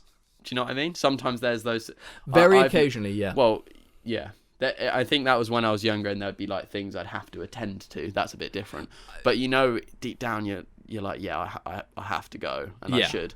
But you're like, fuck that. Like, well, so I mean, this is a big one for me. Is like, I don't believe in doing something that you're not happy doing. However, there are circumstances where... Well, it's like building up a business. There's going to be things that you're completely unhappy with doing. Like, I don't believe in getting yourself into a career where you know for the next 40 years you're going to be miserable. Yeah, exactly. However, I believe that you might have to graft on something for a few months, or you might have to take a second job, or you might have to or also single day things. You might have to go and see your aunt who you fucking hate and it's boring, but it's going to please your family. Like,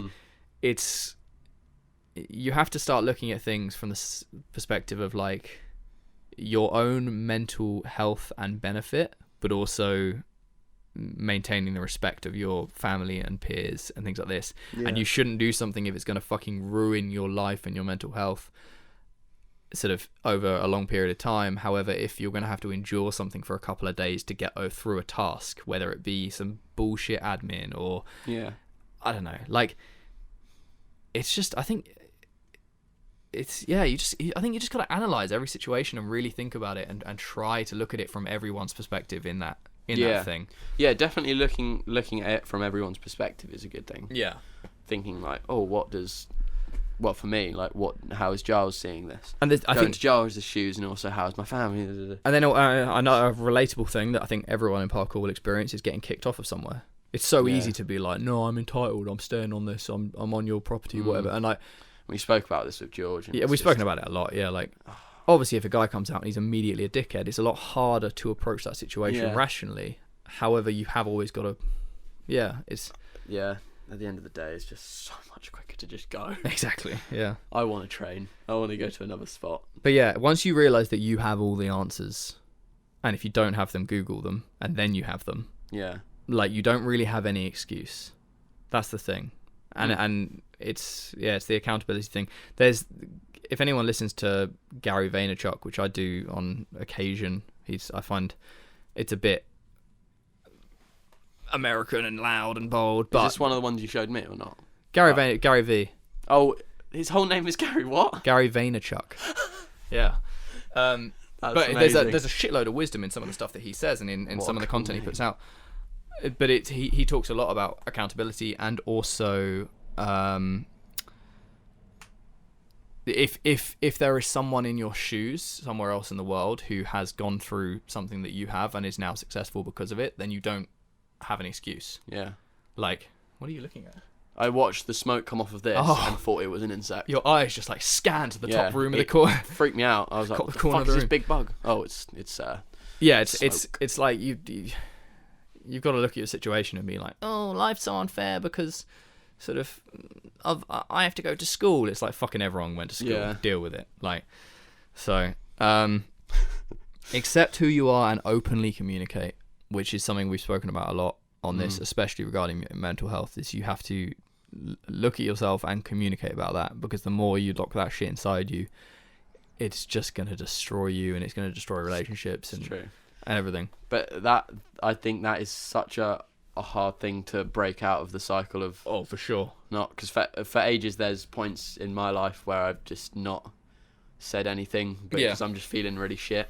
But it always helps when I just tell someone. Exactly. And usually they have the clear mind to sort it out. Not that they always will. It's not someone else's business. But do you know what I mean? If I'm telling like you or my mum or just someone. But even sometimes just telling it. Yeah, even if they're not going to do anything. Sometimes you start to like, even just explaining it, you almost start to see sense. Yeah. You're like, I feel like this. And it's like writing. It's like writing lists. You've said it and it's coming out your mouth, and now you've got room in your head to sort of think about it properly. And I mean, last night if you'd had a shit sleep and you got freaked out, I wasn't gonna. That's the thing. I didn't know what to do, and I was like, shit. Like I feel really panicked. As soon as I've messaged my mum and I messaged you. It's weird how it's only those two, but I messaged you two, and then I knew I wasn't going to get a reply because of the time of night, but I was like, that's out there. They know that I've experienced that. I'm a bit like relieved. Yeah. Weird, if I find you like with your head caved in your bed. So, it's fine. He sent me a message. I knew like, that was going to happen. I knew. There's a bit of clarification there. So the sheets have been ruined for a reason. Oh God. Hold yourself accountable. We got that. Stop caring what other people think and focus on yourself. This is so fucking hard because your brain is your enemy. This is another one I struggle with, and I like to tell myself that I don't care what people think. And there are definitely scenarios where I feel fucking on top of the world, and I'm like, yeah, fuck you. Yeah, but then there's a lot of times where also I have this like paranoid mindset of just like, well, if you're a business owner and you produce clothes at all times, but also content, you're gonna think about what people think. We'll put out this, and later today it's going to be a long one. I'm going to be thinking there's people who are like, Giles is chatting absolute shit. He doesn't know any of this stuff. He's a fucking failure.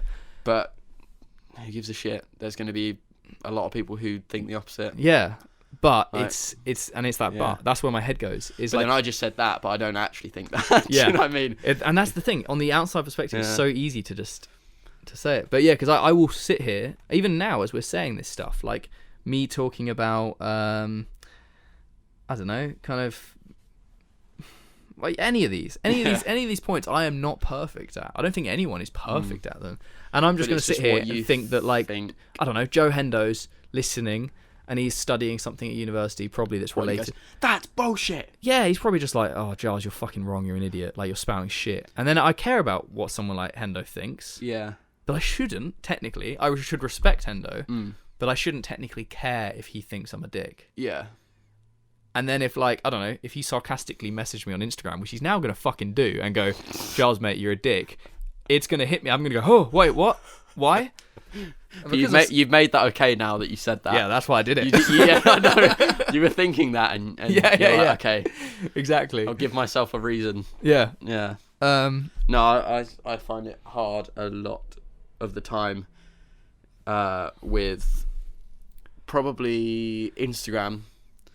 As in content? Yeah, content. Really? A lot of the time, because when I was producing loads of different things on Instagram or whatever, on YouTube, doesn't matter, I didn't know whether I was like caring about who I am. Do you know what I mean? Yeah. Especially, like, I'm not even doing anything really with Instagram right now, but then that's just what I want to do, and I don't give a shit. And it feels so much better, but I want to, if I start uploading again, I don't want to have to care about what. Yeah. And that's the checking curse the like of social thing, media. Isn't it? Checking the likes, going, making sure that's the thing I've never been able to relate to because I've never cared about likes. Really? And that sounds, I'm sure there's people who think that's bullshit. Yeah, well, I say likes, but it's the overall, like, impression. I care about comments. It's the overall impressions thing. Yeah. If I've got comments from, like, all the big names. Like, don't know, I'm thinking, like, Toby Seeger or something. Or Toby's no. If I get a comment from Toby, like, if I don't know why it is, because Toby always says something nice. Yeah. You get a comment from Toby, and you know, and he'll be like, yeah, go on, lad. And you're like, it's recently been Toby or Sasha. Yeah. There's the two really nice guys, and if I see a comment by, because if it's all comments by people you don't know, yes, it's nice, and I sound like a dickhead for saying this, but you don't know them in person. Yeah, It doesn't feel. It's going to be genuine, but it doesn't feel as genuine. Bailey Payne, whose shout out is getting fucking sick at parkour. Yeah, he's grafting on Instagram, and he does a lot of commenting, which is sick because he's interacting with a community that, like, he obviously came from tricking cheerleading and things, and now he's heavily interacting with the parkour community. So there's no discredit there, but I also feel like when you see someone like him commenting on everything, very supportive stuff, it kind of devalues it. I mean, I'm sure it works for the algorithms and getting more exposure for him. Devalues the sentiment. Yeah. Whereas when, like, you see Toby or Sasha or something like that, and it's like just a tiny little bit of a rarity, little bit of comment that feels quite genuine. Yeah, it feels nice. But likes I've never cared about. But so with content, I've always like, I think it's the same thing. If it feels genuine from me, like I put out, I mean I haven't done much video stuff, but when I have put out big video projects that feel very genuine from my heart, and they've got music that I like and things, and then I see somebody and they're like, mate, this music's shit, I'm like, I don't give a fuck. Like, I actually do not care. I find your opinion, and when people are like, pause this, mute it, and then put this song underneath, I'm like, you are a fucking idiot, because this creation is mine. Yeah. However, if there's something I've put out that is more for a job, or something that I've like made for the sake of having content, for not scraping the barrel, but like just to sort of get something out, and you're like, it's when you know you're not quite happy with it, but you're doing it because you need to keep the content going. That's when I feel a lot more affected. Oh, really? Yeah. It's not because it almost, something you're not really too sure about. It confirms your opinion when somebody says they don't like it. Yeah. You're like, shit. Yeah, I know. Yeah, that's true. That's weird. It depends how I'm affected. I don't know, because when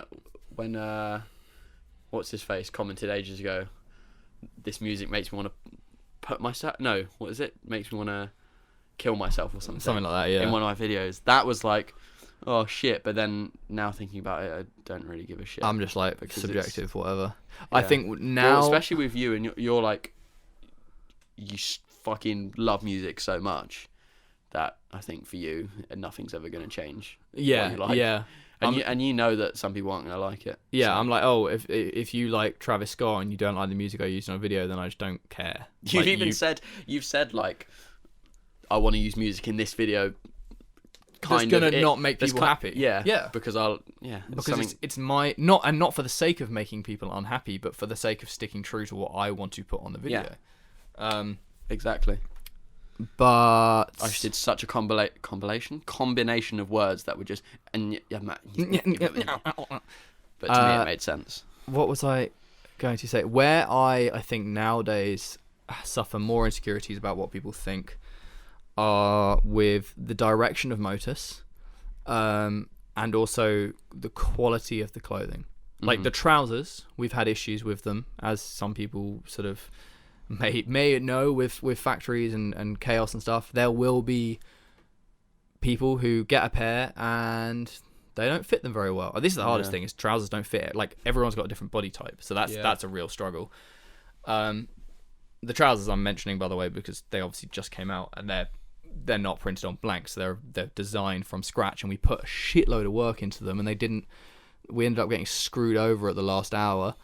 But that's why you feel. And so if somebody says like, oh, I'm unhappy with these, and they paid money for them, then I'm like, I just feel disappointed in myself, because at the end of the day, it's that accountability thing where along the line somewhere I could have done better. Yeah, it's the same thing as that when you're explaining the video thing. Yeah. When you know that's the same reason. I already know.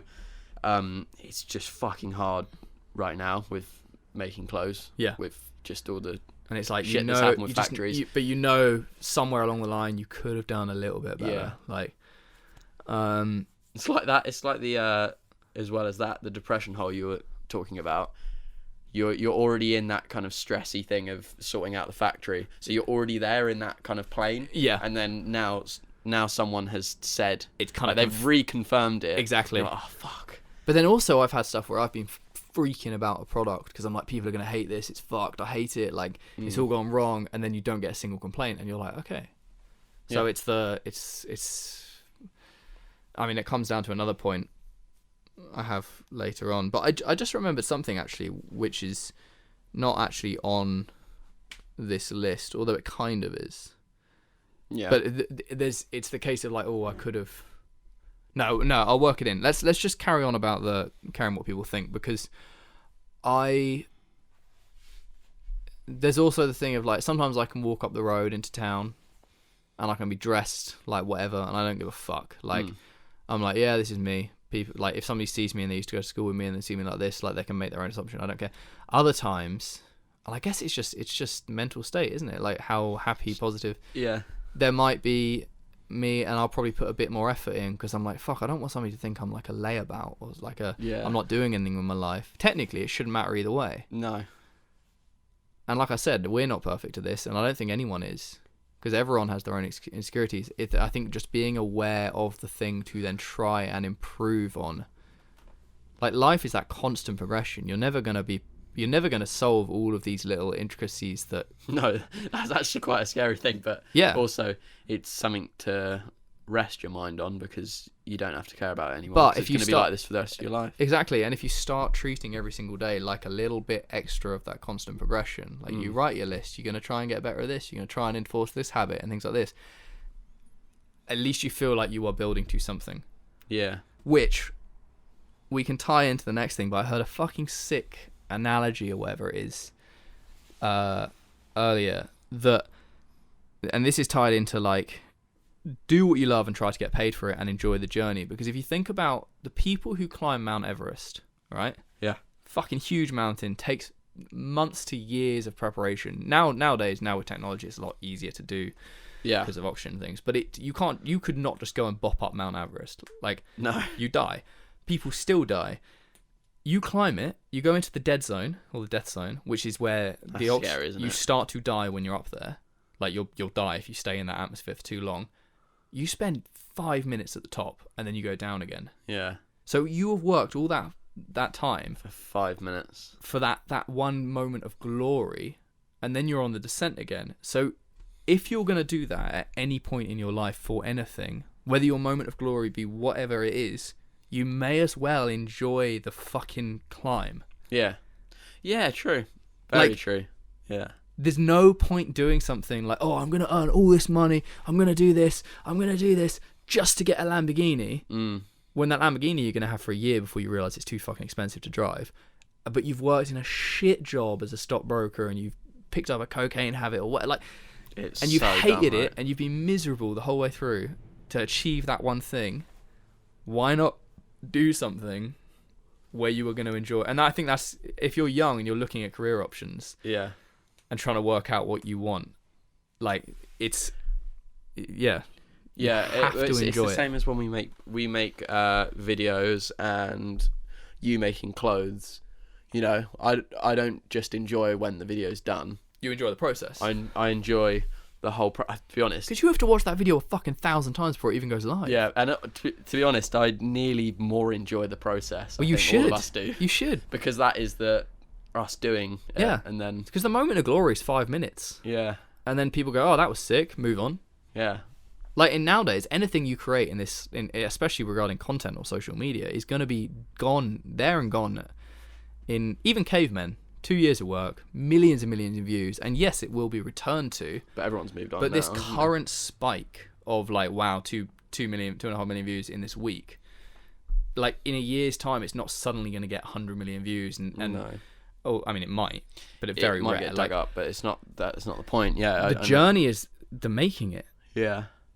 And then this bit at the top where it's like, yes, amazing, and then it's not back down in a negative sense, but it's like on to the next one. It's back down so you can prepare for the next one for sure. Yeah. Sorry, I'm yawning so much, but as we said, I fucking haven't had much sleep. Haven't had much sleep. Help me. And this comes on to the, like, nothing worth having comes easily, which I as I said earlier, like, all of these things you've probably heard before, but I think it's reinforcing them. Like, yeah, it's just not. Life is going to be fucking hard. It's a constant progression. If you want to do something you love, it's not going to be easy unless you are thrown into it and it's given to you, and then it's not fun because it's not. It becomes the norm. There's no challenge there, and at the end of the day, like, I think humans are, there's a reason we're at the top of the fucking evolutionary chain, because we have adapted and progressed and, like, evolved. Yeah. And I think we thrive. I think we as humans need to thrive on that growth, that progression as an animal, as a person. And yeah, like, I just don't think, if you want something, it's going to be hard, and I think you have to find a way to enjoy it or see the value in it being hard and push through it. Yeah, but the pushing through it should be fun. most of the time. Yeah, and but it's 100% going to be hard. Like, there have been so many times, even in the last year, where it's been excruciatingly hard, and I felt like giving up. And I mean, this is another point. It's so okay. I'm gonna just. This is probably the one where in the last few years I've felt like some of these are really starting to like be impactful in my life, and I'm also needing to like remind myself of these things, which is do what you love, try to get paid for it. Fair enough. Enjoy the journey. Obviously, nothing worth having comes easily. Yes. Be patient, because this is the fucking biggest one, because fuck me, is it. It's really hard. I can tell you, as a almost 30, and I thought 10 years ago my life at 30 would be in a very different place, and it isn't there. Yeah. Because I'm choosing to do something that is incredibly hard, and I've felt like, and I wanted to give up so many times, which I think you've just got to be patient, and you've not got to give up. But also, to counter that, you've also got to know the right time to give up. And that's a really this is hard. It's the hardest one. I wouldn't know when. It's the hardest one. And I think for me, the right time to give up is when the negatives are away, like the negatives in terms of like how it is affecting my mental health, relationships and things. If that starts to outweigh the positives. And if the negatives outweighing the positives, and if for a period of time, like a significant period of time, nothing is progressing, because at the end of the day, constant progression, then it's probably you've got to give yourself a reality check. Like, you can't be... Yeah, move on. Just move on. And adapt. It's fine. It's not necessarily cancel the whole thing. Move to the next spot. But it's adapt to... try and adapt. If you want to be in something, if you want to do something, Quit that job. Sorry, no, don't. It's making you money. But it's yeah, it is that thing though, isn't it? If you're in a career in the city and you're hating it, you don't necessarily have to quit. You could move to a different position. Yeah, well, if you want to be obsessed with parkour like I am, and I mean, thankfully, Motus took off at the same time that I was starting to kill my passion for filming for clients, so they kind of replaced each other. But if I hadn't have had Motus, as that passion for filming for clients was dwindling, I would have had to adapt it. Otherwise, I'd be out. Yeah. And it's like, okay, well, I've either got to do it for myself. I could become a vlogger, or like, it's that persistence. Do you think that filming for clients killed your love for making videos? I know you still love making videos, but do you think it killed your inspiration in general with making it? Because I know, like, recently, like now and then, you won't. I think you more like bring it up that you need to get back into filming more and editing more. Do you think because of that period of like doing so many like client work things, potentially? Do you know what I mean? Like it almost feels like picking up the camera is back to the job side. No, I don't think so. I think at the moment, like, I mean, I jumped on that edit you were doing the other day, and I fucking absolutely loved it. It like rekindled. Yeah, right. Rekindled the thing. I think I have a couple of factors where I don't really have a. I've got the Pro Dad Cam, but I haven't got like a GH5 or something, which I think is an easier avenue to like film creatively than the Dad Cam. I think at the end of the day, I only like filming and making parkour videos, and I haven't actually. You haven't done that. Done so much of that, but you have been busy because you fucking run a company. So yeah, because I've been doing, and also because I know that people like you and people like Johnston and like, I mean, everyone wants to be doing more videos. Yeah. It's like I'm trying to be the enabler and the delegator, which feels good, because when I see you churning away on this beast that you're about to drop in a couple of weeks, and it's gonna be one of the best videos of the year. Like, no, but it's not. It's not going to be. It already is. Like, I'm in love with it, and it's not even finished yet. That feels very good, and it's not my creation. I chipped away on that little bit. It's your creation, but it feels good that like you are in the position where you can do that. Yeah. But I don't know. I need to get back into it. But I think to counter the whole counteract. Well, you got to work fucking hard. Like, you straight up, if you want anything in life, you have to work fucking hard, and you have to. And if me and Kelan both want the same goal, and I put in 12 hours a day and he puts in 6, I'm gonna get there before him. Obviously, unless not always, unless you've had that kind of boost or whatever. I mean, you're not going to be most of the time. You're not going to be the deciding factor whether or not this person, or like say if a brand steps in a certain situation, you get boosted. Yeah. In some scenario. Let's look at it. You both you and me set up YouTube channels. Yep. And we both. So because it's very easy to say, oh, I'm going to put in 12 hours and you're going to put in 6, therefore I'm going to get there before you. I think in a lot of cases that is very valid. However, there are situations that are not luck. I don't know if do you believe in luck? I don't really know. I have never thought about it. Luck is opportunity met with preparation, in my opinion.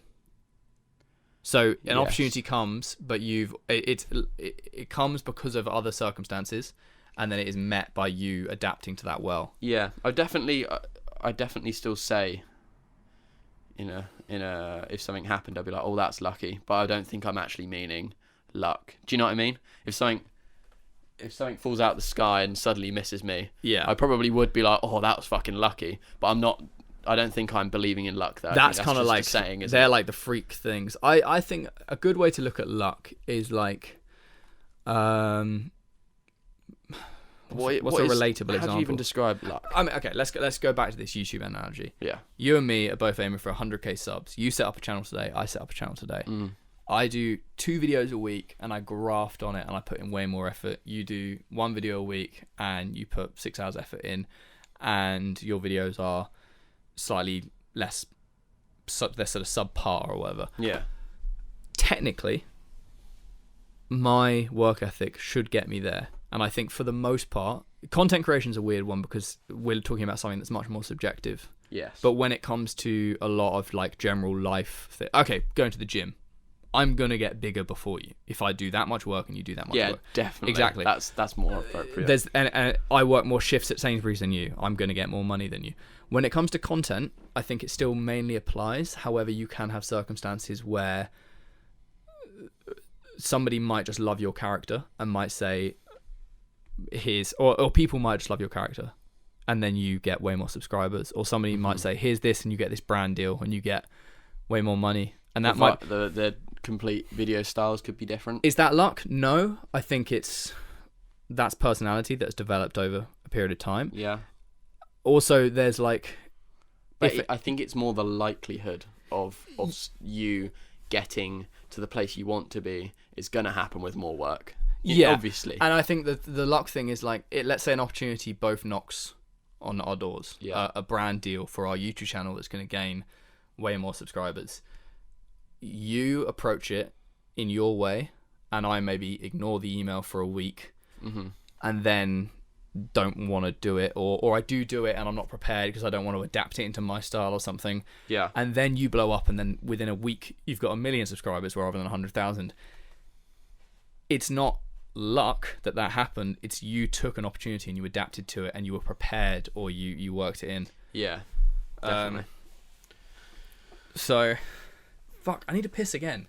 Nice. I haven't pissed. I've Continue. I'm going to be real quick. Yeah. Where are we? Don't do the bottom point. Fuck, don't do the bottom point.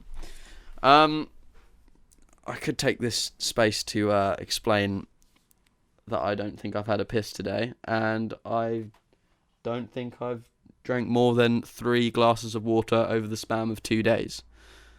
That's not really good, is it? No. Yes, I'm very serious. I hope I have. Oh, shit. Darwin. I'm joking. Do you want me to put out the candle? I'll tell you what that is. You can see the smoke in here. Is that just from the candle? Yeah. Holy shit. We didn't open a window. Open a window. Oh, no, we can't. Why would you... Okay, I'm going to... I've closed the door. It should be fine. No, it's too loud. Yeah, close the thing. What were you just talking about? Shall I blow the candle out? It's going to create more smoke.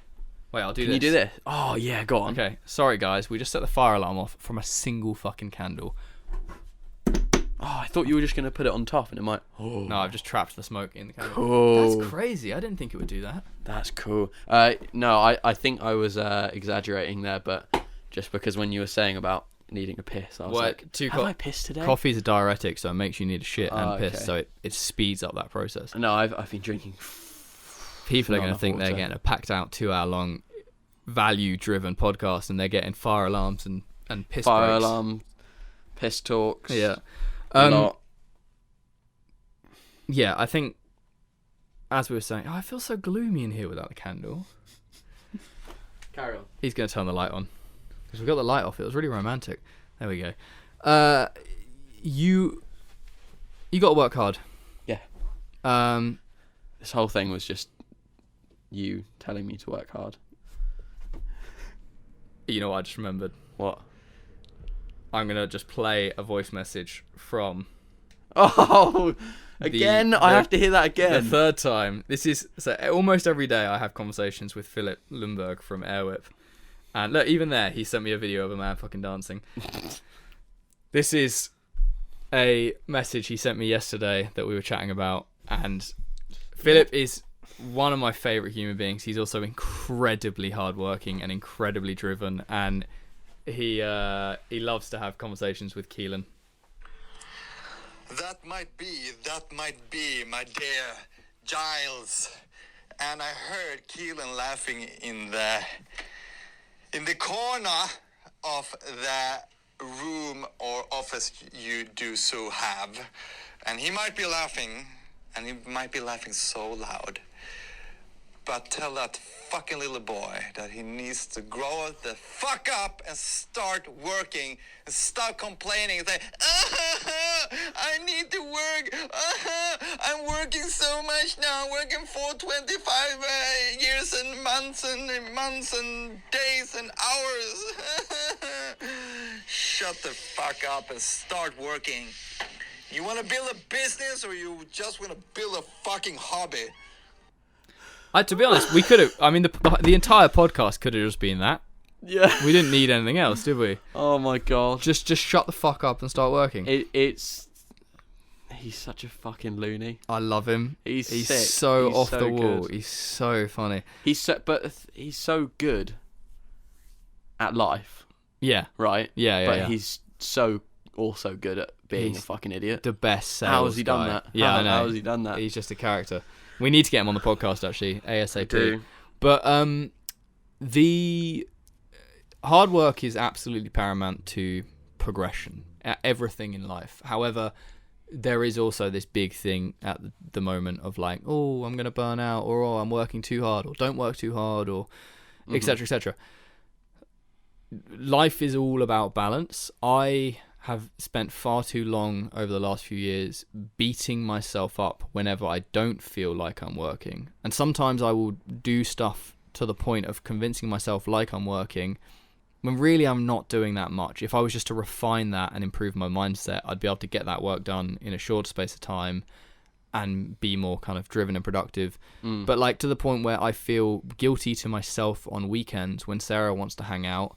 And I'm like, oh, I've got to do work because otherwise I'm not going to get there. Like I'm going to... Yeah, but that's when... It's that I'm going to fail if I don't get there. Yeah.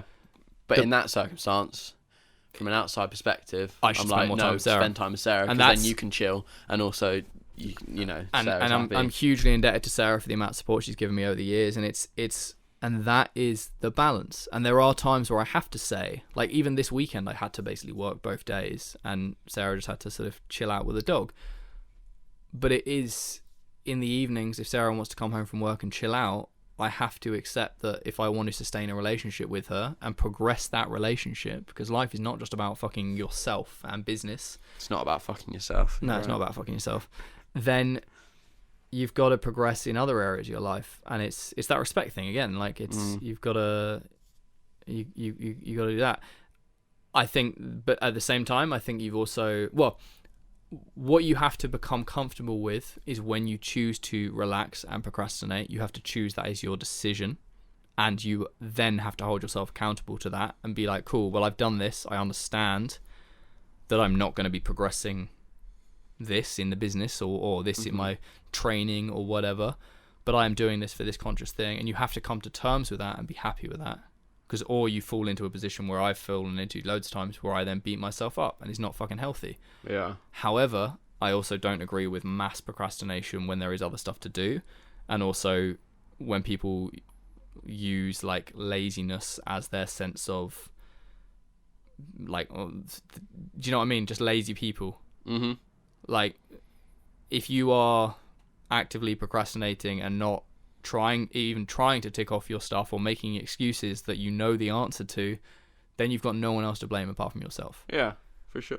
Like, it's that kind of reality check you almost have to give yourself of like, I spent the entire day watching Netflix. Of course, nothing else is going to improve. Yeah, like, exactly. I ate shitloads of pizza and drunk beer and watched Netflix. Of course. Now I hate myself. Of it's course, like, your health isn't going to improve. exactly. Well, It's like, no shit, mate. You did that to yourself, and that's me. I do that sometimes. Like, I think we all do it to ourselves yeah, and I sometimes. think it's absolutely fine that you do it. It's just that accountability, isn't it? Like, Yeah, I mean, sometimes I don't regret it because I was like, oh, nah, that was alright, that was acceptable. yeah. I mean, it's really strange because I avoided having a console for so many years, and it sounds so weird because sometimes I don't. In the evenings, me and Sarah will be chilling out, and this is where I beat myself up because I'm like, fuck, we could be doing something together. Like, we could be like setting up another business. Yeah. We could be like working together as like a power couple kind of thing. Yeah, She's just taught 35 4-year-olds. she doesn't want to be doing She that. wants to veg the fuck out, and I Yeah. have to accept that. But so since getting the console, and she loves Call of Duty, we've been playing a couple of hours of Call of Duty every so often. You two have been getting really good. And actually, it's so weird because it's not bonding. Is it bonding time? I think it is. We have I think it so is. much fun together. That fucking video games are cool. I think they're cool. Just not like load. Do you know what I mean? Yeah, Like, I think you can't at the end of rely. the day, it's gonna be fun together. You isn't it? you either say this is going to be my career and you do it, Yeah. or you say this is a chill out period for a couple This of is hours in the clearly evening. just for fun. But actually, it's just been so interesting because I never thought like having a console in a relationship between like a couple would be a productive thing because normally they're quite like singular. Yeah. But co-op or whatever it is just online, Yeah. it's actually really fun. And No, we it's bond really good. and we have a lot of like we talk while we're doing it, and it's sick. Yeah. The I agree. burden of video games is they make you feel like they're giving you that dopamine hit of like, oh, I'm achieving. I'm achieving. Yeah. You're like, fucking nailed that guy with a sniper rifle, and you Yeah. feel like you spent the entire day doing the good thing, and actually you've just done fuck all. Yeah. So It is just it, but then that's similar to a pointless skill anyway. Like, although video games kind of has a more negative. It's not really negative. they've got but a you know, stigma like how, around them. yeah, that's it. Stigma's the right word. But people getting good at kendama is probably the exact same thing. Yeah. Even though you don't think of it in that way. Yeah. It's just a pointless skill. Well, I mean, and that sounds sad saying it's a pointless skill, because it's fucking. it's really cool funny and actually. Fun. No, but see, I've never done kendama. I'm Yeah. shit at it, and I've always looked at it, and I'll be like I don't know. Max will post a kendama video in like the Motus chat, and I'm Yeah. like, Max, why are you doing that when you could be doing more to progress yourself as an athlete? Yeah. And that's annoyingly that's my first mind Yeah, space. but then you don't know like what. Obviously, we know him a lot better than other people, so I guess you can easily assume like. But it's very that- judgmental of me to think that Yeah, I mean, he could have just come home from a massive day of training, or massive something, day yeah. of training, or and maybe that's his he's chill out time. Yeah, exactly, and also Max lives off of, and I'm sure all of us wants to be living off of just happiness, but he just kind of wants to do what makes him happy. He's very good at being like, this makes me happy. This makes me happy. And also, if you think of it in that way, your whole life, obviously you want something to better your life, like making a business so you can live comfortably, Yeah. but fill your life with fun things. Wow, that is a Just fucking open smoky the candle and the smoke over. Fill your life with fun things, because Well, this is why you ideally need to be doing that. you do what is fun for a living. Yeah, exactly. Because I think it's so easy to go, well, video games make me happy, therefore all I want to do is play video games. But if you look at your life from 0 to 75 or whenever you die, if all you have done is veg out and play video games and rely on other people, oh shit, yeah, yeah. Whereas, and I think we keep referring to like, oh, running a business. That's what we keep. I don't feel like your only option is to fucking run a business. Like you could find a huge amount of happiness working for other people. Not everyone is going to be suited to running a business. And with that, make every mistake once but never again. That's a big one that I heard it a few years ago and I'm really trying to instill. And I have made fucking so many mistakes regarding personal life, business, money, health, everything. And I think definitely, I mean, I'll drink and then I'll wake up next day and I'll be like, what a dickhead. Yeah. And that I keep making. But then there's like, there's mistakes I've made in Motus in the past and I'm like, well, that's never happening again. And you learn from those lessons. And I don't think you can be perfect at it, but that's the mentality you should have. Because by making mistakes, you experience the worst possible outcome. It's either a yes or no in life. Like if you, like we said at the start, like get used to sort of saying yes or no to things. Yeah. Get used to asking that question as well. Like, can I have this opportunity? If you don't ask that question, they've already fucking said no in the first place. Yeah. So just ask it. And there's a time and a place. You can't just be like, oh, can I have a record deal? I'm a rapper, and you've never fucking written a song. Like there's yeah, exactly. But there's a time and a place, but it's try everything, and if it doesn't work out, then try the alternative, and that's it's that way you get through life. A mistake can be the best lesson learnt. Well, yeah, making it once might be positive. Yeah. For the future. Oh, for sure. Making it twice, you wasted a bit of time there. And if you make it 100 times over, then maybe fucking sort something out. You're obviously not doing the right thing. Like that's the mentality I think is a really good one to instill. And I think you can almost apply the same thing slightly to parkour training, which is definitely there's a huge margin for variances when it comes to movement. But if you're trying to develop work through a challenge, it's like, well, I'll try this. Okay, that didn't work. What about this? That didn't work. And it's like, well, you eliminate the variables. And through that you then learn what works and what doesn't in different circumstances, and then you might be presented with something PK brain in higher risk and you're like, well, I know those things are not going to work because I've already tried those, so therefore I'm left with these, and then you have to kind of eliminate. Use your PK brain in life. You and progress in parkour to get better, so just apply that to life. Yeah, it's true. And register to vote, you know. On the bottom of my list. The final one of the advice to live by, and it is the one that has stuck with me for the entirety of my life, thanks to my fucking mum. And I tell it to so many people, and then it sticks with them. Yeah. Never assume. And it's so weird because you think it's so easy to just say that, and then the amount of situations you get into and something goes wrong, it's always because you've assumed. And the first thought in your head is you're like, oh, I just assumed that would happen instead. And you're like, wait, I assumed. Yeah, I know. You have to try to never assume. And that doesn't necessarily mean look at the negative and look at the worst possible outcome. No, but if you're not sure of something, ask someone. Yeah. Then you won't have to assume. Oh, yes. I mean, that's in like a not personal, but that applies to a lot of things in life. Yeah. Because... Never, yeah, but... I don't know, you rock up at your new job. Yeah, no... Don't just assume to do something, right? Like, well, yeah, I don't just assume that it's going to be this way. Yeah. And if you don't assume in the first place, then most of the time you're not really going to be let down. Yeah, and it's like if you do make an assumption, but you can tell it's an assumption, like, oh, I assume Sarah's coming home at the normal time today. And I guess yes, based off of 8 years of being with her and knowing kind of her Friday schedule and things, it's fairly safe to make some of those assumptions. However, if you are if I'm planning something, if I'm gonna I assume she's gonna be home, so I'll plan to go out and do this before she I'm gonna cook this huge dinner for her because I know she's gonna be home at 5:30, and I'm gonna cook it for 5:30, and then she gets home at 7:30 because she's gone to the gym and my dinner's ruined.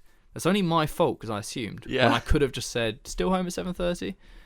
And it applies everywhere you can fucking think of, it applies. And normally if something goes wrong, it's because you assumed. And it comes back to that accountability thing. So, yeah. I agree. And it's fucking crazy how many times just those two words, never assume, has stuck with me. Yeah, you said it to me quite a few times when I've knocked something over. No, not like that, but I've done, like, you remember, I've done something more. It doesn't really affect anything on a big scale, but then you'd say never assume. Yeah, and you realise, like, oh yeah, actually no, I did assume. I don't know. I don't think I've done this, but maybe if I finished all. No, I probably have finished all the milk. I just thought you had more. Yeah. Don't assume that. And there's just a lot of things like that, I think. Yeah. So, It's a strong one. This is a long bod. And register to vote. So I'm going to keep saying that.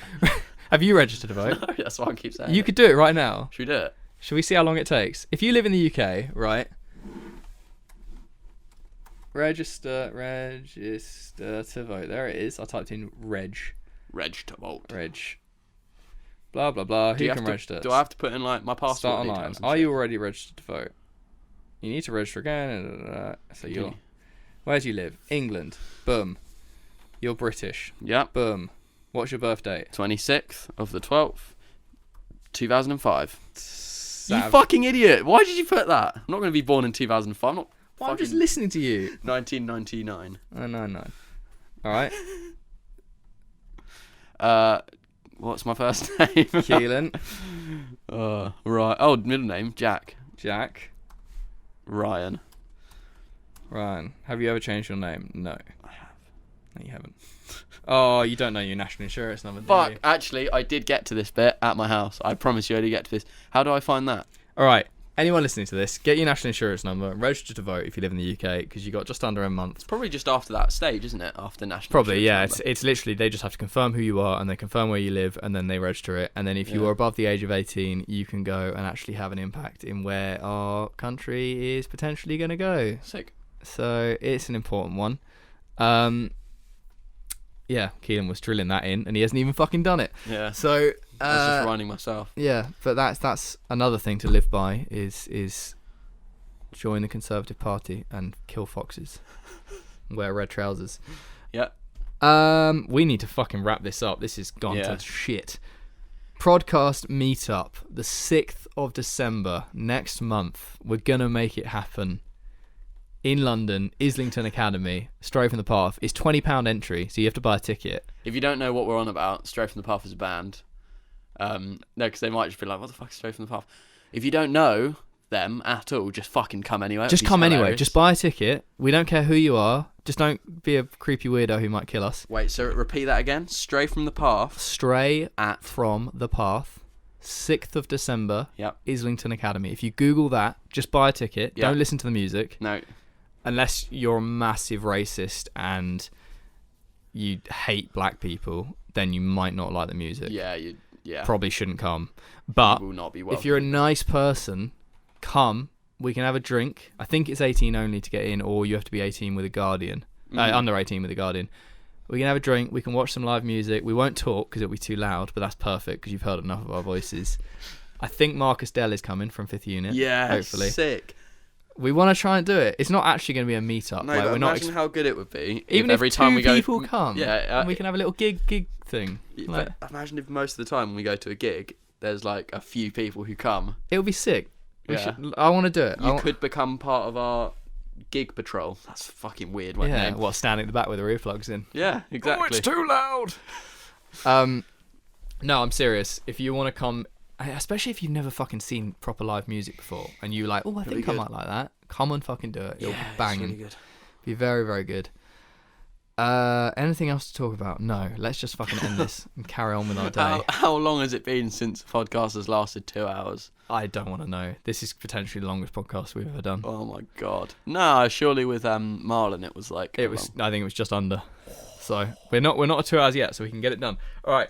Thank you very much for listening. Prodcast 10 for 10% off. Subscribe, share this if you enjoyed it. It helps. Give us ratings on iTunes, Spotify, etc., etc., etc. And send me things to fiddle with while we do the podcast. That's fucking weird. He's been. What is that? It's a wrist support. Is it? I think It's to put. Did I do that? Yeah, you've broken it. No, did I actually do that? I'm gonna kill him. Podcast over. Love you. Bye.